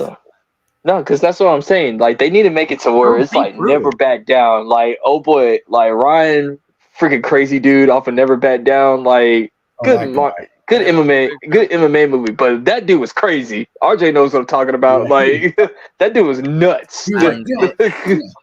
Based on season 5, they up the blood when they need to. Can we get a scene of blood just coming down Robbie's eye, just here? That's like season 3. We gotta take this outside. Like, nah, man. Just because we don't mean with his like angry face or whatever. Ryan for that movie was nuts, man. He would smile as he's punching people. Dude, like Jacob, I don't know. Have you watched Never Back Down, Jacob? Yeah, love that movie. Okay. Love that movie. Ryan was crazy. He was crazy Johnny Lawrence. Like dude was stoned. He was like, yeah. He was smiling. He would punch people. I'm like, dude, you are insane. You are a psycho. Good actor. Like, good actor, but you are a psycho. And those are the kind he was like he was holding Jake's head. Like he's like, ah! You are sick, dude. Yeah, it's like we those are the kind of students we need in that dojo. What, Ryan students? just straight up psychos. Because like it's yes, you can give them a bit of gray, but I want to see a scene where, again, this is why I don't always want to talk about Cobra Kai all the time, because we've said it before, but I'll say it again. You know, Miguel embracing his dark side that he flirted with, seeing Robbie go all in, Hawk going all in, Kenny going all in, Tori going all in, and Sam embracing her dark side too. Give Dimitri a bit of dark side. Like all of them go. Literally use Cobra Kai's teachings against them. I can see Dimitri making a joke out of it. So this is what it's like. Man, I feel good. Like, you ever see the Simpsons movie? You know, when like Martin's like, "I've been taking your crap all my life," and then he beats up the bullies. He's like, "This feels good. No wonder why you do it." The Thor arrives in Wakanda scene in Infinity War. Will we get that in Cobra Kai? I don't know which character it'll be, but imagine like it's like I can see Dimitri doing it, bro. Like, if it's a dojo fight, call it bias. Leave Robbie and Miguel out of it at first. Yes. Yeah. Out of it at first, and then they show up and have. They just come out of nowhere, like. Is you've got Kenny, you've got Dimitri, you've got Hawk, and you've got Anthony, but you have Tori and Sam lead the defense. Yeah. And then Robbie and Miguel show up, and then that's the Wakanda moment. And then they actually because say what you want to say about Tori and Sam now, like. I'm ready. I'm actually more interested in their relationship going forward. Like, I want to see them with more. We know. I want to see more Tori and Sam like actually being cool now. Like, I appreciate that. We're past that point of them beefing now. Can we like move on from that? Close that book. I think it'll be cool, yeah. Probably won't be the best of friends. They'll be cordial. Also, you've got characters like Bobby that could come back for another final fight. Yeah. I need a scene of Bobby and Kreese, please. Please. Bobby. No, imagine Bobby comes in with a swooping kick. He's like he did in that the bar fight. He's like, yeah. Honestly, imagine the fist that we saw in season 5. Imagine that was just like 6 of them. Maybe there's like 12. Yeah, like it's gonna be absurd. It's gonna be ridiculous. Just embrace it, like and then we can actually see Mike do more. It's gonna be like Dragon Ball Z-esque. That's how I see it. I just want to see and for the adults, like you've got a lineup. Think of like X-Men Last Stand, for instance, where like they're all forming a line, and you've got like Johnny, you've got Chosen, you got Mike, you got Julie, you got Daniel, you got Bobby. They're all on the same page. A scene between Daniel and Bobby. I need that. You've got them all on the same page, and they're going up against Sensei Kim and her fist, and it's just like a fight of the adults. And then what you could do, this would require a lot of clever editing, but you have a fight at the Cobra Kai dojo or some wherever Sensei Kim is. You have a fight there with the adults and a fight at Miyagi-Do with the kids, and you cut back and forth between both. Julie, because like. Could you just imagine if like Sensei Kim was about to try to like Sensei Kim was trying to fight Johnny, and then Julie just comes out of nowhere saying, "I got her." Like, I was thinking, like, I'm not gonna fight a girl. Like, for the Thor like going into Wakanda scene moment, like, what if like Kenny and Anthony, they're like surrounded, just them two by like Sensei Kim students, and they're like kind of down. They're like on the floor, like, and they're about to get like hurt, and that's when Miguel and Robbie rush in, and then boom. And I think that moment should be given to Miguel and Robbie, and that score kicks in, like that uplifting, like badass score. It's like they make up a handshake like like basically their version of fusion. Yeah. So, and then you got Dimitri and Hawk doing their thing. You got Sam and Tori doing their thing. You got Devin, Kenny, and Anthony doing their thing or whatever. I think Devin will probably be with Sam and Tori. Yeah. And then you got Mitch. It's just Mitch. Mitch and Kyler doing a team up. Mitch, Kyler, and Chris. There you go. Yeah. The three big bodies. The three red shirts, if you will. Yeah. For those who don't know film terminology, red shirts is basically a term for characters who are there to die, which is why everyone in Star Trek wore red shirts, because they would die, hence the term red shirts. Or I could just see straight up Sean just coming out of nowhere, bro, and just tackling like 4 or 5 dudes, bro. Like, he gets released, and then he's like, I got a call. I came to check out this Miyagi-Do place. No one's touching my little bro, He says, oh shit, bro, what's up? Like, what's going? Like, he doesn't have to join a dojo or anything, but it would be nice for him to get involved in some way. And I think if it's an outdoor fight, you'd get him involved. It's like you just see Sean pick up like 4 or 5 like Cobra guys and like grabs them and fucking tosses them up the thing. Or what he could do is just pick up Nate and Bert and then just launch them like Colossus. Yeah. No, I could just see like he just said, he's like pointing to Nate. What's your name? Nate. Short little kid. What's your name? Bert. Big nose. Come here. Like in terms of like, if you look at the fighters that we have, they're still missing the powerhouse. Like you've got the bruiser, that's Hawk. You've got the technician. That could be either Dimitri or even Kyla. You've got the leading two, which is Miguel and Robbie. You've got the leading 2 ladies, which is Sam and Tori, and you've got the warrior, which is Hawk, you know, and all that kind of stuff. But you haven't got a powerhouse. Sean is a powerhouse. Like basic fighting structure of your group. Like we need a brute, like a big brute in there, you know? Yeah. Big it's like he don't have no technique whatsoever. He's just throwing people like a million times. Like everyone's doing all these fancy moves and shit. He's just like, come here, and then launches them across the grass. Let's go, style, boy. Imagine he grabs him, like he grabs someone and throws them into a kick by Kenny or Robbie or something like that. He's like, cool moments no, like that. could you just imagine like one of the Sensei Kim's students said, "What type of martial arts is this? This is what I call hood style." Like, getting in there and not messing around. It's called get your ass kicked. Like 23 likes. Man. 26 people were 3 likes away from however many. I've just completely lost track. It's the rest of the likes. But yeah, everybody, this has been an amazing stream. Everyone give a massive shout out to the man, the myth, the legend, the agenda assembler. Awesome 316. I'll just whip your ass. And a little shout out, getting dench son, and then a little shout out to the All Valley Gin. Oh, look at him rocking that saber. Oh, go on, there you go. Look at that, badass indeed. A shout out to RJ, who is not present. RJ, my boy. And a shout out to me, myself, and me. RJ, you coming? Anyway, I've got a little special New Year's treat for those watching before we end this stream. A little New Year's treat is my way of saying thank you all for watching us throughout this year.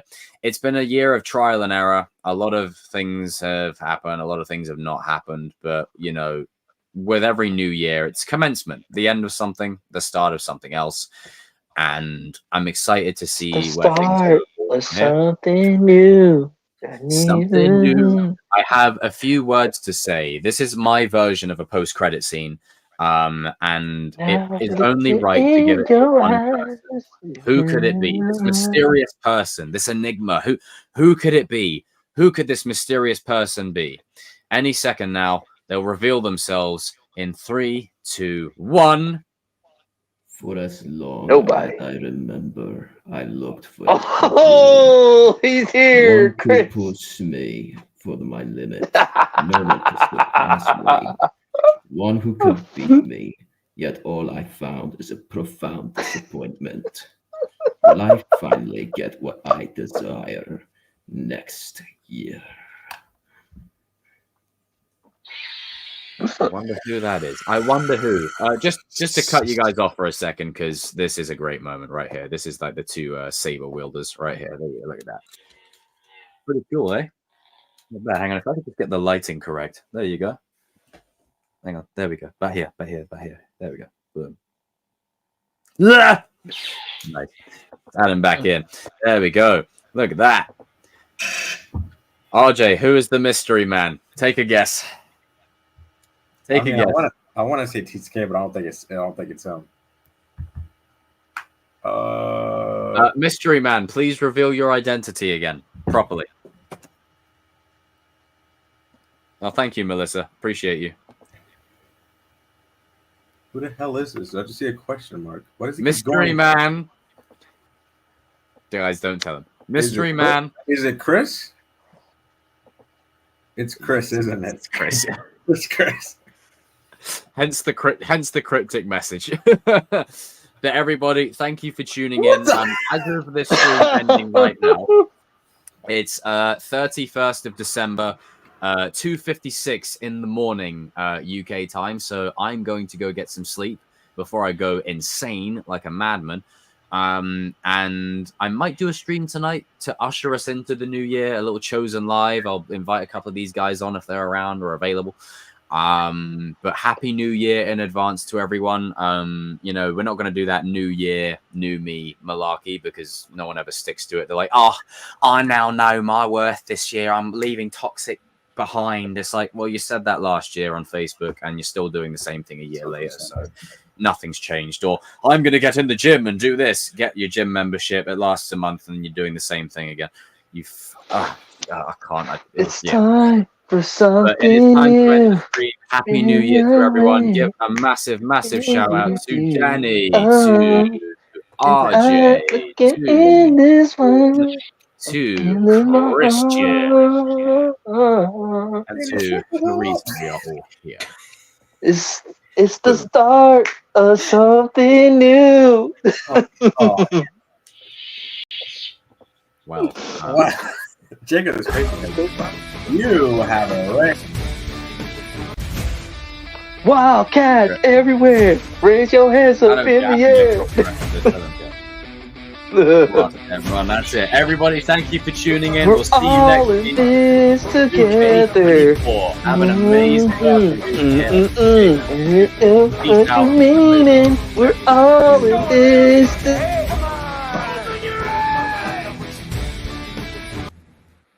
Hang on. I just got to go back a second. Danny, did you just say we're all in this together? Yes, we are. Tell that to politicians. We're all in this together. Do you really want to taste it? Yeah, baby. It's the conclusion of the new year. Let's get wild up. Let's go. Let's do it. You know what it is. We're doing it live. Right, Christian. All right, boom. Peace out, everybody. Look after yourselves. It was the Christian. Adam, if you're available on a cameo for the end, you got to do it, sir. I'm gonna wait. Many.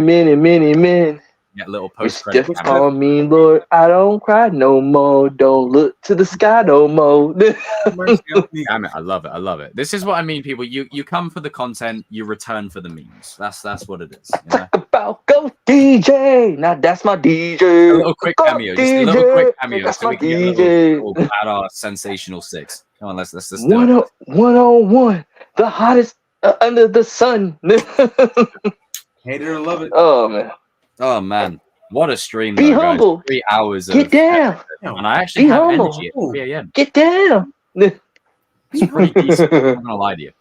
I'm not gonna lie to you. Just buying time until our boy joins. Just for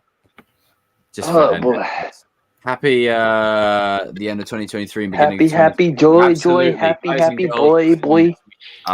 Actually, to be fair, you guys will see me tonight. I'll do a stream tonight as well. If any of these gentlemen want to join, they are more than welcome to as well. And look, got a team of 6. Look at this. Adam, get yourself on the camera, senor. Go, Power Rangers. I cannot. I'm currently sat in work. Fair enough. Don't come to camera. This will do nice. Power Rangers. 24 onwards and upwards. Let's play a clip from our sponsor. When we're going to stop singing High School Musical songs. And I'm going to play this.